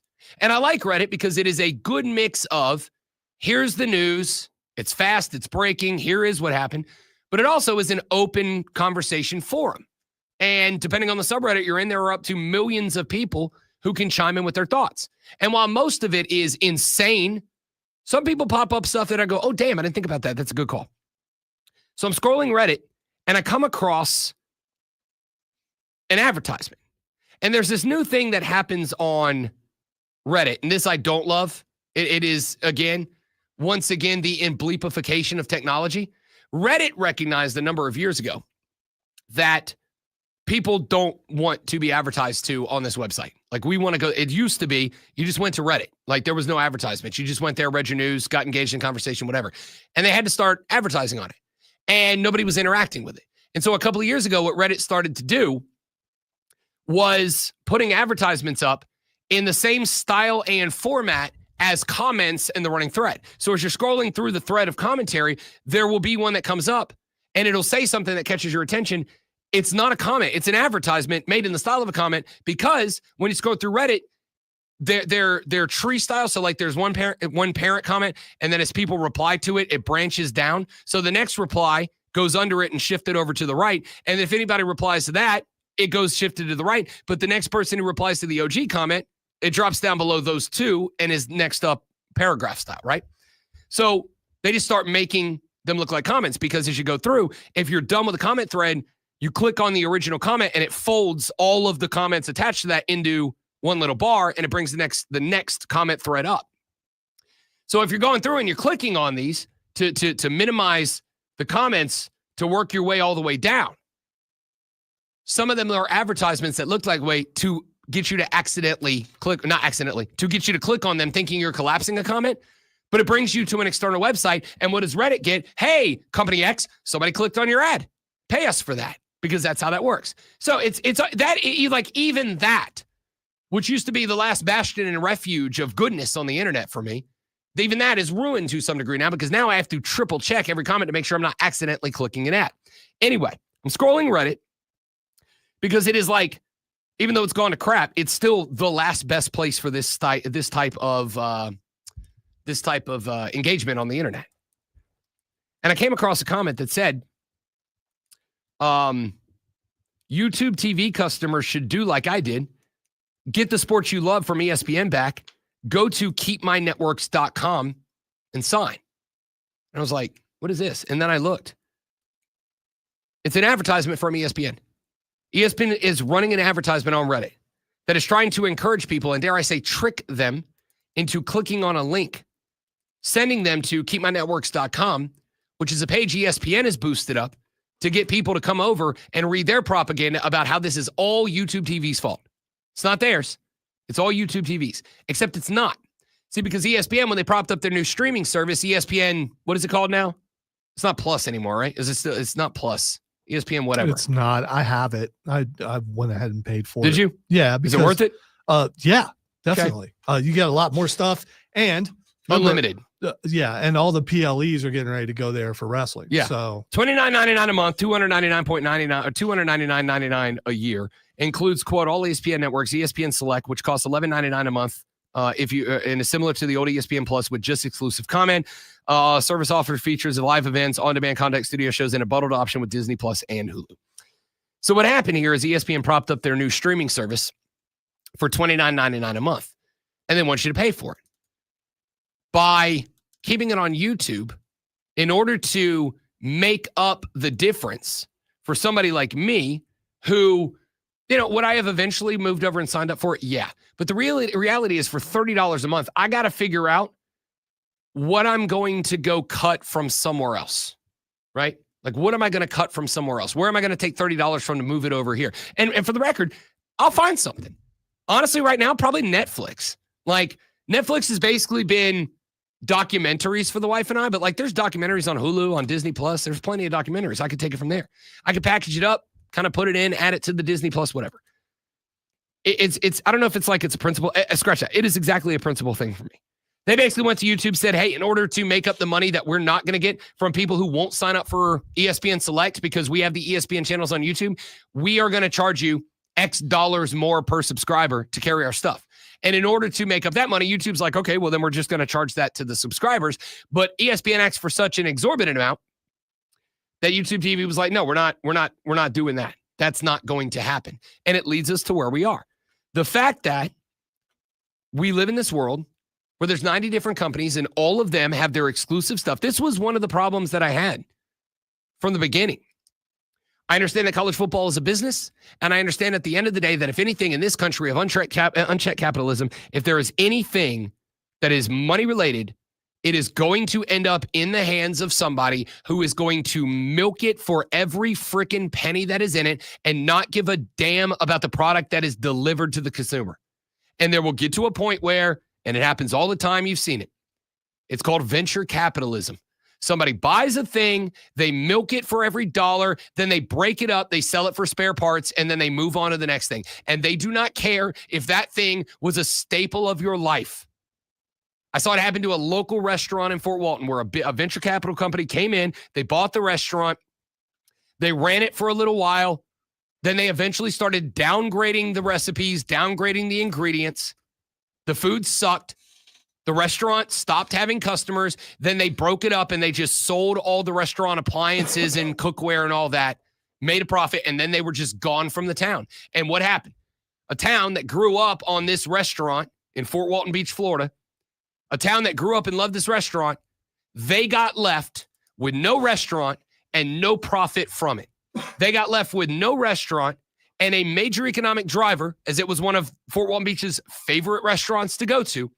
It generated a lot of money because a lot of people, including myself, went there. We'd go there multiple times a week to eat. It closed down.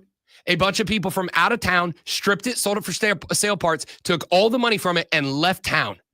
And the town was left behind with an empty building with nothing in it and a loss of its favorite restaurant because the people who bought it did not give a damn about the restaurant or the community. They cared very simply about how many dollars can we squeeze out of this thing? How much can we make on our original investment? We're going to get every dollar we can, and then we are GTFOing this town. That's what's happening with your sports on broadcast right now.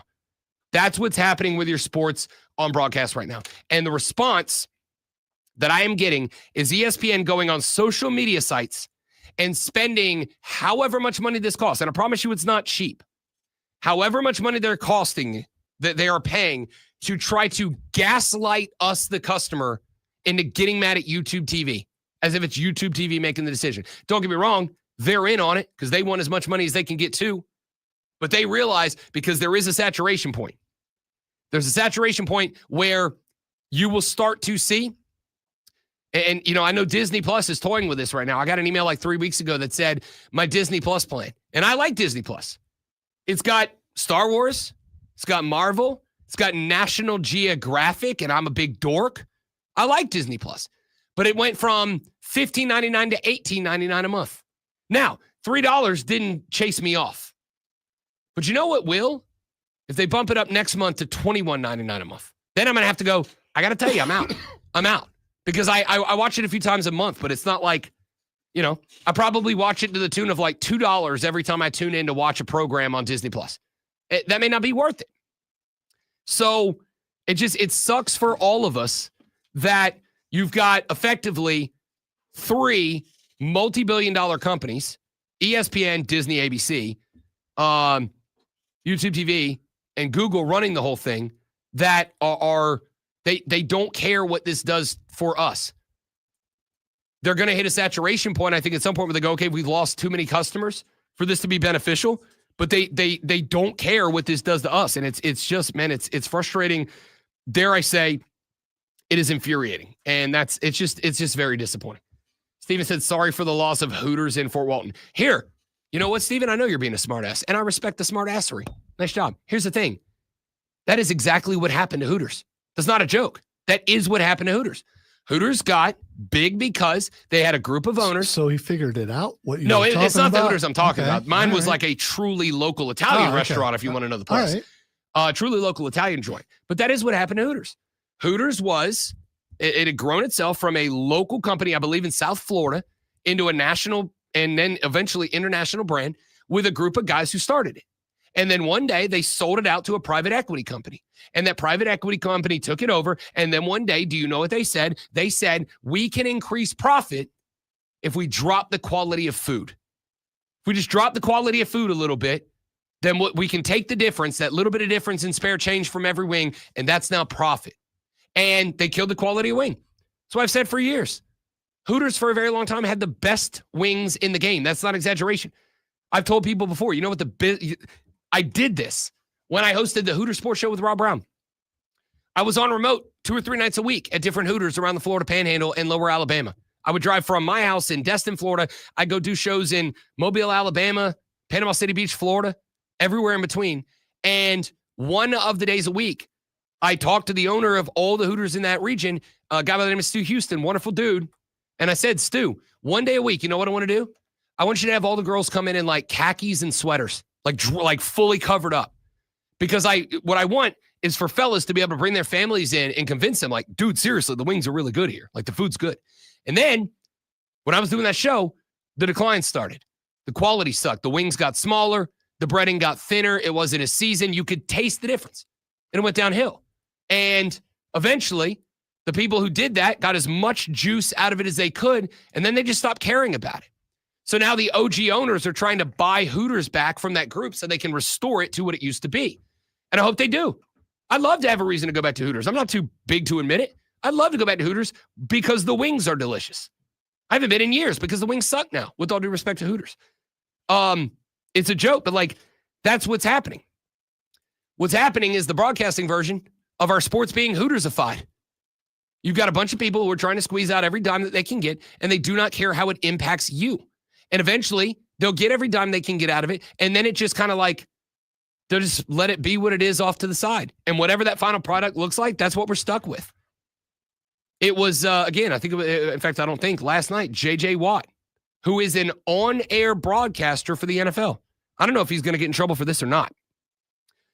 But J.J. Watt, who is an on-air broadcaster for the National Football League, said on Twitter, in fact, I want to go find and read the tweet for you verbatim, because I do not want to be accused of misattributing what J.J. Watt had to say for the sake of my own argument here.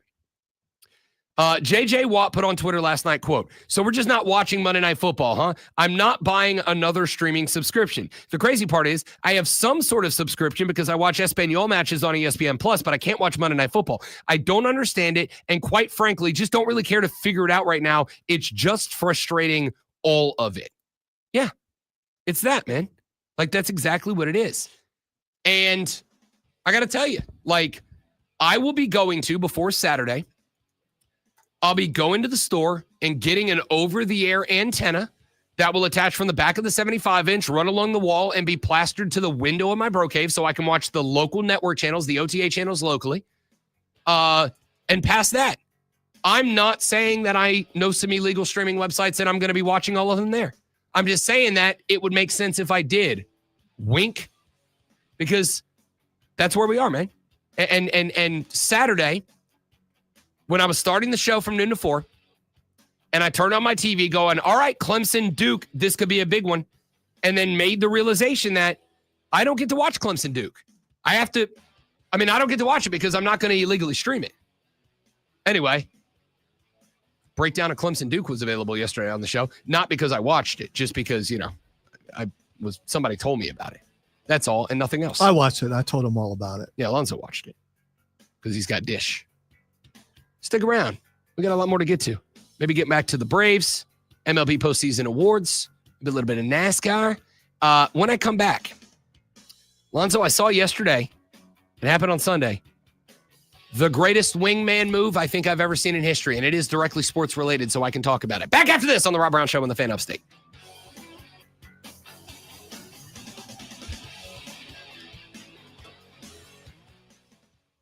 That reminds me of the cleaver. Let me remember. Cleaver? Yeah. Let me ask you about this when I come back. Something that happened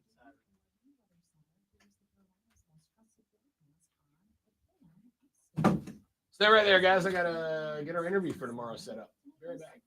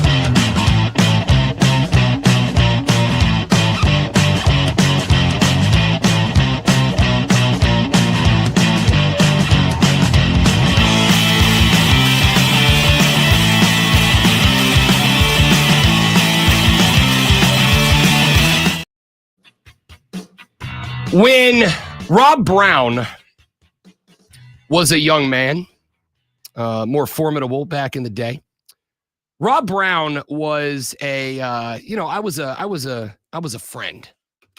I thought you were going to say player. But no, I wish I was a player. That would have been a lot more fun. Rob Brown was the dude in the fraternity that the girls in the sorority called to like set up an event because I was like the least threatening dude they knew. All right. Like, it's just what I was. I still am. Did you actually go to their house to set it up? Yeah. I mean, that's how much they trusted me. Like, okay, I was the one bro. They'd be like, yeah, why don't you come to the sorority house? Because we know you're literally not going to do anything. Wow. And they were right. Wow. They were right. Do you want to have that reputation? Yeah. As a respectful gentleman. Yes, I do. Okay. Yes, I do. Okay. So no, I meant then. Did you want to have that? Yeah, I was fine with it. Like, okay. It didn't bother me. And like in retrospect, I know it's one of those things that now I look back and I'm like, oh, Robbie B, you missed a lot of opportunities. Like a lot of opportunities, dude. But at the same time, like, I'm proud of how it turned out, so I'm good with it. Anyway, blah, blah, blah, blah. One of the things that Rob Brown became exceptional at was being a wingman. Rob Brown was a great wingman because I have the aura of completely not threatening. And so if bro could come to me and be like, hey, I want to go talk to that girl, but she's got a friend, so I'm going to go open the conversation, then I'm going to call you over, and I want you to be a distraction, I could pull that off, non-threatening. Or, and this happened quite a bit, the opposite way around. If a lady came to me and she was like, hey, I want to talk to that guy over there, but I don't really know how to approach him, I'd be like, oh, I got you, dog. And I'd be like, hey, guy, my friend over here wants to talk to you. Wingman for anybody, everybody. I was an equal opportunity wingman. Well, NASCAR had a race on Sunday. It was a championship race. And before the race begins, all the drivers assemble around pit road in kind of a big room in the background. It's like a VIP room, right? And so if the green flag dropper, the start your engines, or all the celebrities that come to races, they're all in this room, and it's their chance to like meet the drivers and shake hands and get pictures and see the cars up close and yada, yada, yada. So a video has emerged of Austin Dillon and William Byron. Now these are younger fellas. Also in the video is someone who is a regular contributor to the segment that ends the show every day called What the X is Going On. The adorable, and I think it is fair to say, attractive Sydney Sweeney. Kind of America's sweetheart right now. I've heard of her. Yeah. Sydney Sweeney, because she is promoting a movie, and it is a sports movie right now, was at the race. And Sydney Sweeney was in like race gear. She had like the leather race jacket on, leather pants, the really cool, like Jeff Gordon probably owns the same sunglasses. All right. She looked good. Well, as the drivers are making their way down into the VIP area where all the celebrities, including Sydney Sweeney, are, Austin Dillon walks over and grabs William Byron. Now, these cats are both in their mid-20s. They're younger fellas. They're in the, spitting game age, so to speak. Austin Dillon goes and grabs William Byron, and he's like, yo, come here. He leans over a rail post where the stairs are. William Byron's walking up the stairs to leave the room. Austin Dillon walks over, and he's like, yo, come here. He reaches over, he grabs him by the arm, and he's like, come here. And William Byron's like, why? And he's like, just come with me. She had nice boots, by the way. It's a good race day outfit, right? Like, if you're fashionable, it's a great race day outfit. Austin Dillon grabs William Byron over a post. He brings him out into the room, clearly doesn't tell him what they're going to do. He walks him across the room and straight up introduces him to Sydney Sweeney. Now, that in and of itself, wonderful bro move. Wonderful bro move. But then he says, loudly enough that a camera about 15 feet away in a room crowded full of people could hear, he says to William Byron and Sydney Sweeney, hey, Austin, Sydney, Austin, I wanted to introduce you guys because y'all could be the next Travis and Taylor. And then he just leaves the scene. He just 180 gone. And I looked and I went, that is Class A, 5-star, no notes wingmanning from Austin Dillon. My man said, I'm not going to say, hey, come over here and meet Sydney Sweeney, because keep it a buck. Even if you're Austin Dillon, confidence might be a little shaky. If you say, hey, I'm going to bring you over here to meet one of the most beautiful actresses on the face of the planet and America's current darling. Even for a guy like an Austin Dillon, who is it's NASCAR, like it's a niche sport. But as far as the niche sport goes, like he was the biggest celebrity in that room wearing a tracksuit, or at least one of them. William Byron. So Dillon grabs William Byron, brings him over. Zero, like, hey man, I'm gonna bring you to it. He just brings it and says, here you go. Introduces him, and as they're shaking hands, he says, you guys could be the next Travis and Taylor, and Boot scoots up out of the way, which leaves the door open for William to be like, could you imagine it? Or whatever he's going to say. Don't say that, William. Don't say that. But the point is, my man with the A+ 5-star no notes wingmanning there to set up the intro, do it in a way that William Byron didn't have time to think and get nervous, right? The worst part about approaching an attractive gentleman or lady when you're out at the club, out at the bar, out at whatever, the worst part is the walk up in the approach. And it's not because, for a lot of you, it's not because of the fear of rejection. It's because you so overthink it that by the time you get up to him, you got 50,000 thoughts about what you're going to say, and you stumble all over it. He didn't have time to think. He was just like, yo, Sydney Sweeney, William Byron, Sydney Sweeney, y'all could be Travis and Taylor, goodbye. And as they shake hands, he splits, dog, Gonzo out of the picture. It's just the two of them chatting now, which is great, except for the second half of the video. Because in this moment, William Byron, who as far as I am aware, is a single man. Well, from online points out that Byron used to date Ryan Blaney's sister. And I do know that is true. I think he talked about it on Danny Hamlin's podcast at one point, if I recall. One of the podcasts. Anyway, amicable split from what I understand. Anyway, William Byron, who I understand is a single man at just 27 years of age. And I believe Sydney Sweeney is in that same age range, though I don't know off the top of my head. We can find out. Although I don't want to have Sydney Sweeney age in my Google history. If you just Google her, that thing pops up on the side. So she's 28. She's actually older than him. So the first part of this video, absolutely immaculate. A phenomenal effort from Austin Dillon. Grab, no time to think. I'm not going to tell you where I'm taking you. I'm just going to throw you into the fire. You don't have time to trip over 50 different thoughts.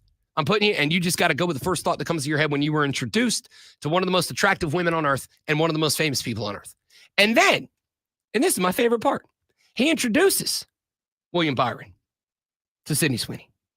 And as he does so, William Byron cordially reaches out and he shakes Sydney Sweeney's hand. Then he just turns around and walks away. Just out the I'm looking at a picture of the handshake, and she looks cute, and he looks so redneck with the way his mouth is. Listen, I gotta say, or like, oh, he's so nice to meet you. If Rob, okay, that's you should see this. No, you should see the picture. It doesn't matter. That's a stereotype, and I won't stand for it. That's why NASCAR can't grow, because of that. I don't care if you stand for it or not. That's what that picture says to me. I am watching that. I've watched the video. And there's a guy in the background who looks like one of them past gas. So I'm just saying. So William Byron gets the handshake with Sydney Sweeney. And I'm going to say so far, like, again, Rob Brown, non-threatening gentleman, always has been. However, Rob Brown is a big fan of the study of body language. And I think it's important. You have to be able to read people. And it's not just what they say to you, it's how they say it to you. And it's not just how they say it to you, it's how they're acting when they say it to you. Because your body can tell the truth when you are lying. I've always believed in that. My old man taught me that. I just sent you the picture, by the way. So Sydney Sweeney, as she is introduced to and shakes the hand of William Byron, she does something that if you're a creeper or somebody who studies body language, and it's amazing how often those two things intercede. I'm just the second, not a creeper. She does a thing that is universally a sign of, I enjoy this interaction, which is as she's shaking hands, she cocks her head to the side a little bit and kind of closes her shoulders down and smiles at him. That is the universal, like, haha, this is cute, right? So the door's open. William Byron gets the introduction, shakes the hand, and then he just turns and walks away. And then the second half of the video. Now, this part you can't hear what is said, but as he walks away, Austin Dillon turns around, sees William Byron has engaged, shaken the hand, and then walked away from Sydney Sweeney. He turns around and he grabs William by the shoulder. And what I can only imagine is an immediate moment of, dude, what the? Okay, I played the beat, but it's not playing. I don't know why. Yeah, you'll have to mess with it after the show. Yeah, dadgummit. Anyway, it turns around and what grabs the shoulder in what is very clearly and obviously a moment of what the bleep are you doing right now? And William just like keeps walking. You can tell Austin's like, bro, she right there. She's just right there. And she was open to talking. He's just right there. And William's like on a mission to get the hell up out of the room. And Austin turns around. And again, I don't know what it is, but he turns around as William Byron's kind of like walking past him to get out of the room and out of the area. He turns around and like yells something back. And I would love to imagine that he's yelling at Sydney Sweeney. I'm sorry, my friend's a wuss, dude. My bad. I'm sorry. That is not just the ultimate bro move from Austin Dillon. Just 5 stars, round of applause, and a Rob Brown show commendation for that moment from Austin Dillon. That is ultimate bro trail from William Byron. Just a stab in the back. That man set you up with a conversation that she was willing to have, open and engaged with you, smiling, cocking the head, closing the shoulders, the cute little giggles, flirty laugh. And my man just turned and walked away with a handshake and was like, nah, I'm good. I don't want to chat up Sydney Sweeney. Like, I'm going to go ahead and say, even if Sydney Sweeney's not your type, Sydney Sweeney's your type. Like, even if she's not your type, that's your type. At least for that day, for that moment, for that conversation, she's your type. I would love to think that Austin Dillon turned around and was like, Sydney, I'm so sorry, my friend's a loser. And I would like to imagine that the reason William Byron got knocked out of the race is because at some point around lap 312 of 319, Austin Dillon was like, you son of a...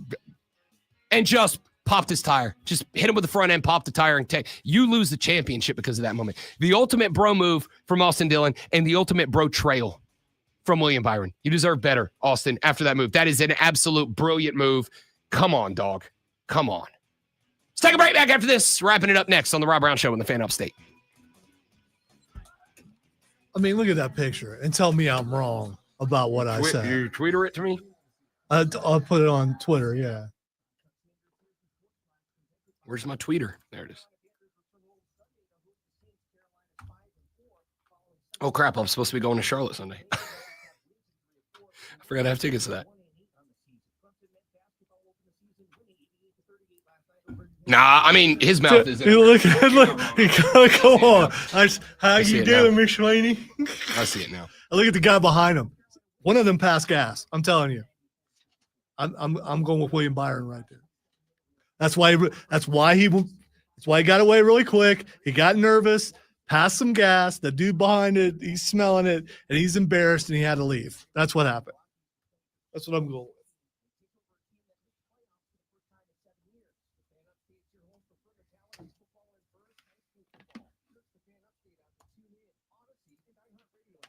My friends used to do that crap to me when I was in high school, like send a rose or a poem in the newspaper to the prettiest girl in the whole school from me. I mean, yeah, but like in the off chance that it works, that's an all-time bro move. It did once, but my shyness got in the way. I just couldn't do it. That's why they did it. Yeah. That's why they did it. They were giving you a chance, and it was on you if you wasted it or not.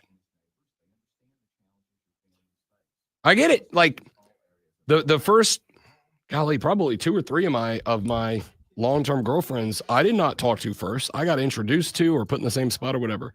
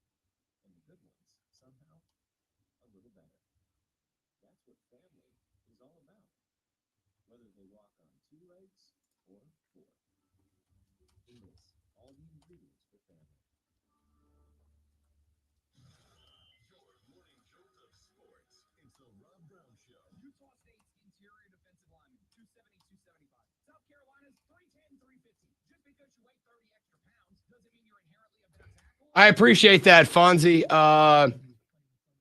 202 this morning. I was actually at 199 for about 22 minutes. Wow, 22 minutes. Yeah, because I got to 199 and I was like, hell yeah, did it in Wonderland. Let's go. And then got a sausage biscuit on the way to work. And the sausage biscuit doesn't weigh a pound, but I feel like at this point I am just convinced that It's the biscuit. my It's body not- can take yeah.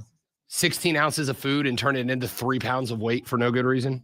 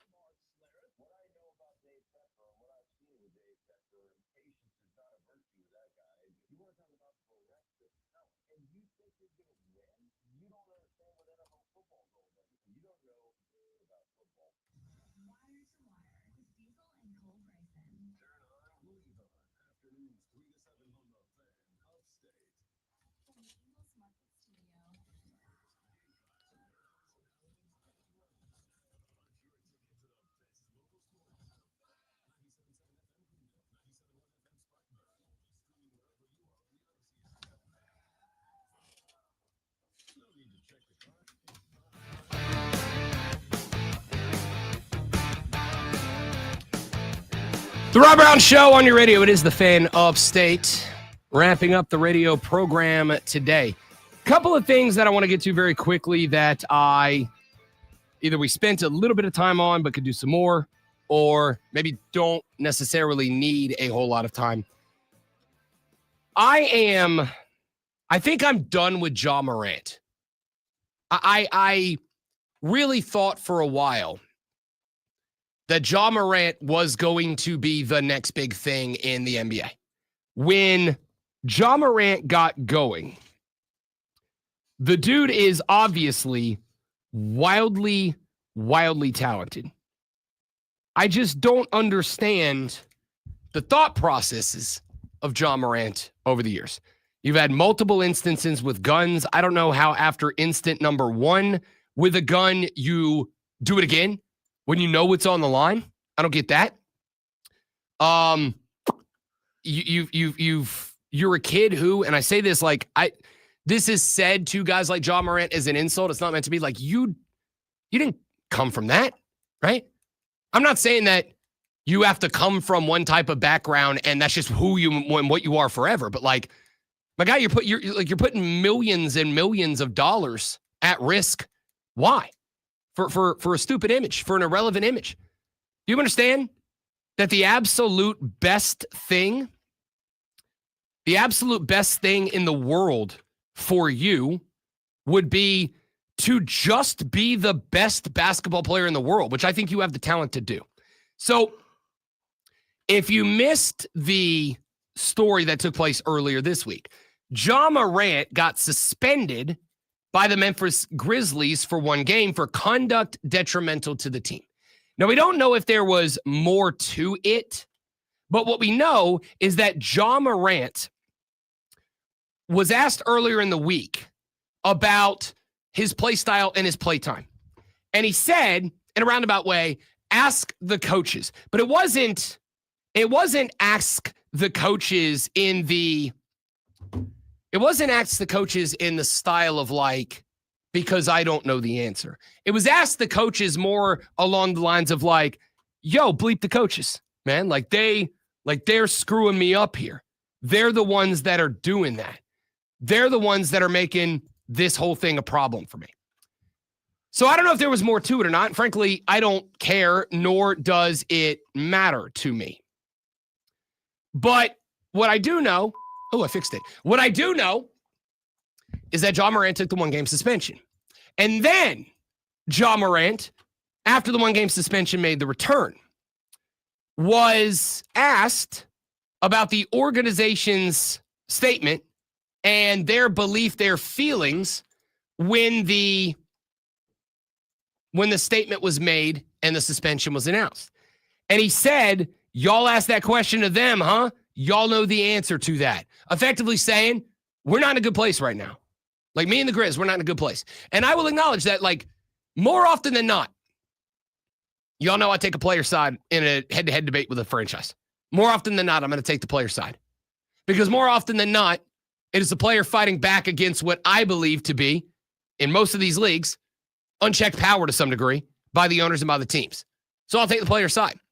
I can't here because this has just been the legacy. This has just been what the kid's done since he got there, and it's a problem. Ja Morant was asked after the suspension if he has his, quote, usual joy playing basketball, end quote. And his answer was, and I quote, no. And that was it.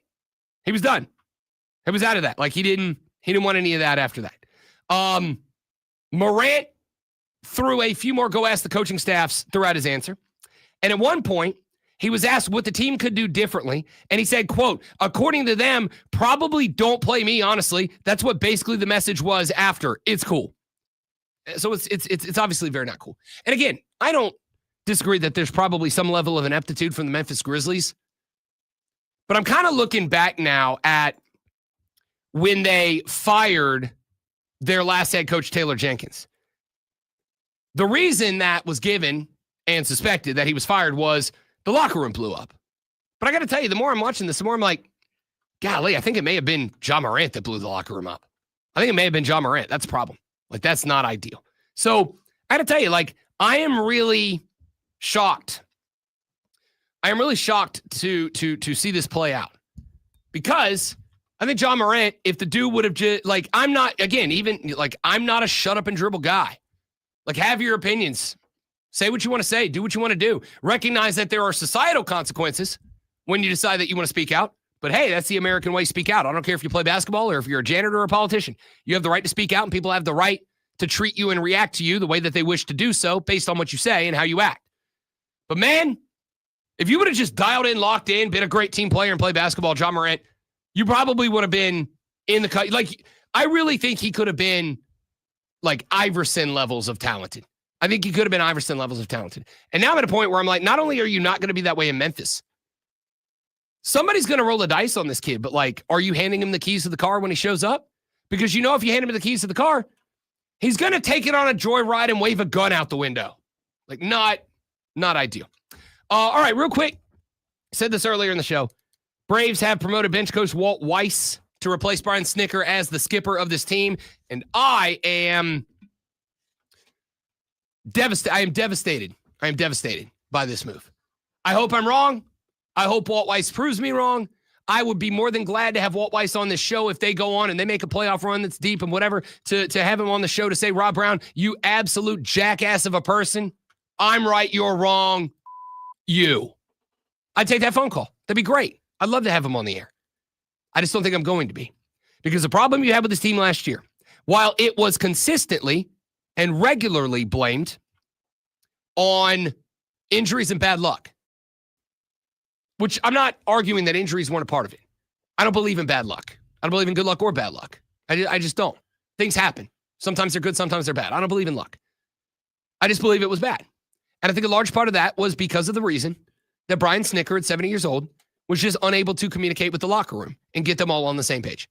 If you have ever been in a position of leadership, as a manager, as a boss, as a supervisor, as an overseer, whatever, you know that the most important thing you can do as a leader is figure out how the hell to get your team on the same page. Not everybody has to like everybody, but they better be on the same page and working towards the same goal. And the Braves weren't last year, I don't think. So to replace a 70-year-old manager who had zero energy off the bench, so like even if he couldn't communicate with him, in a spot like that, at least you got to give him the energy to attach to, right? Like, here's the energy. Like, even if you don't get where I'm coming from, I don't get where you're coming from, we can't successfully communicate and get on the same page. I want to at least match the energy. What even that? What even that? How many times did I point out? I'm sick and tired of seeing the camera go over to Brian Snicker on the bench and see him yawning like we're missing up nap time.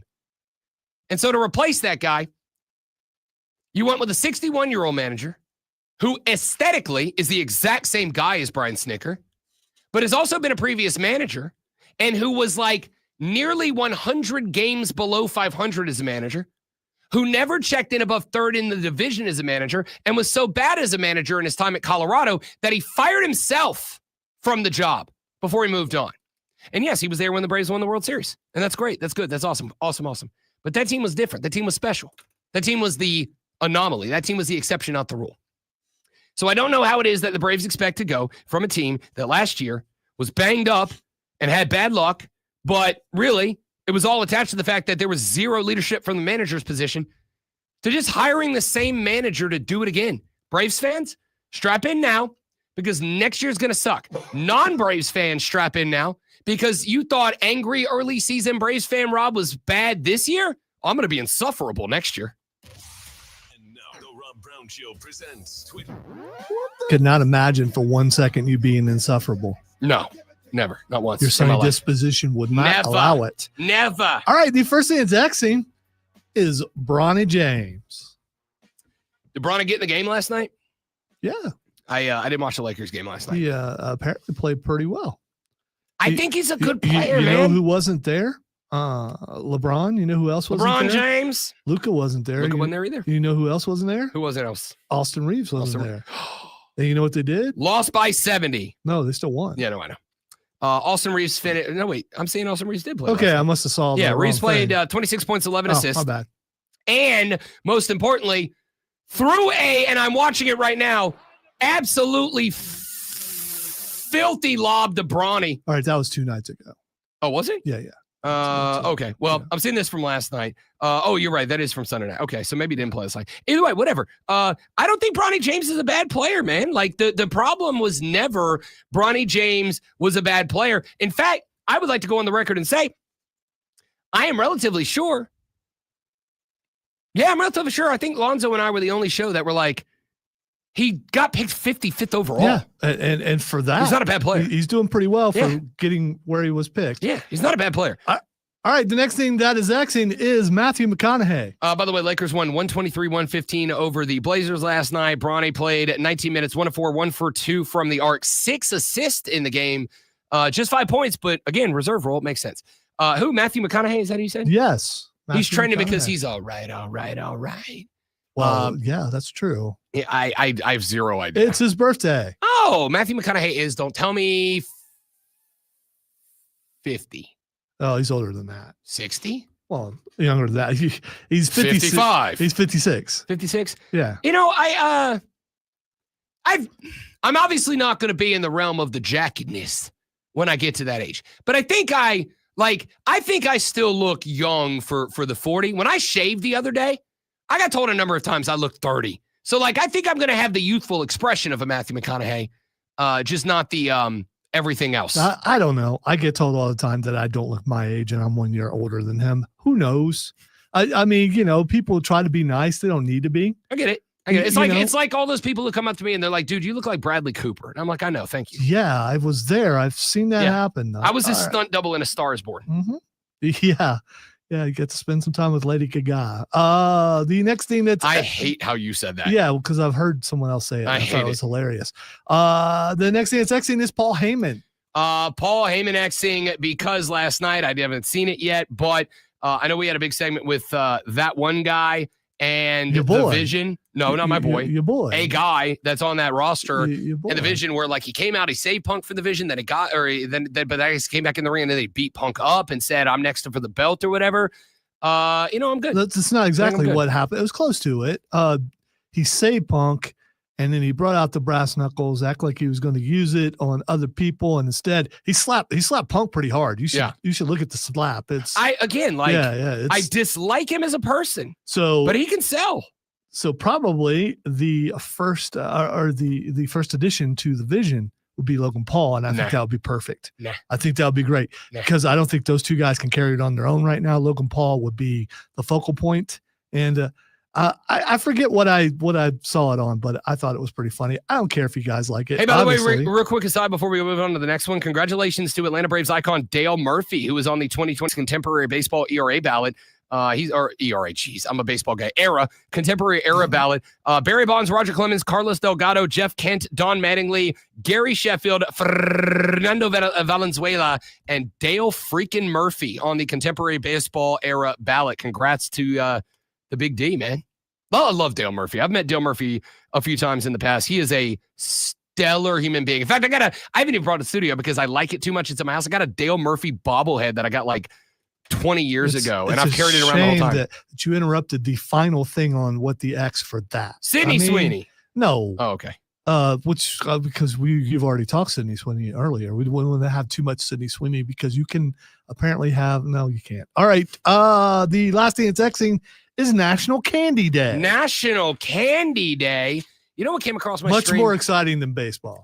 No, but still really good. What came across my stream the other day was, you ever seen the clip of Mike Leach when the Bulldogs played a Halloween game and he was asked about his thoughts on candy corn? Yes. He ended up giving like a full-ass speech. I need you to know Mike Leach was way ahead of the game because, and I've forgotten this, in that speech, he calls out as an all-time great Nerds Clusters.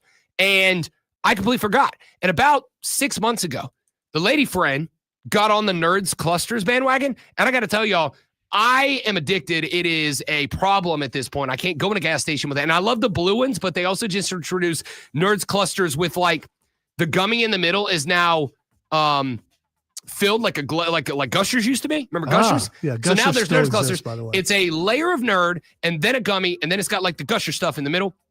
Absolutely out of this world. Mike Leach, legend, icon, ahead of his gosh danged time. Ladies and gentlemen, that is it for us. Thanks for being here. Hope you enjoyed the show. If you didn't, sucks to be you. Come back tomorrow. We'll do it again, but better on the Wednesday edition, where we talk, by the way, college football playoff bracket and NFL trade deadline tomorrow on the Rob Brown Show and the Fan Upstate later. It's not my fault. It was a lower level. You know? Creepy background Gronk laugh is worse than up front Gronk laugh. It was definitely worse. I didn't think it could be, and now we know. Dick Cheney trending. Everybody check your face. Because he shot a guy in the face. That's a thing that happened in real life. And we all just moved on like that was totally a normal thing that happened.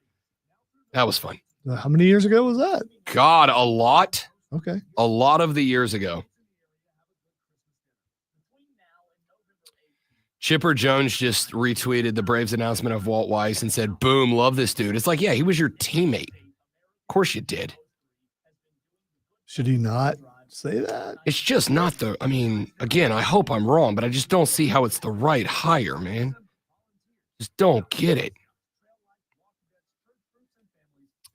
What are you going to do? He died? No, he didn't. Did Dick Cheney die? He might have. He's pretty old. I mean, I know that. I mean, he was old when he was vice president. You feel bad now? No. You're not? No. Yeah, 84. Pneumonia complications. Yeah. I'm going to say Dick Cheney exits this mortal plane with a complicated existence and legacy. I think that's fair.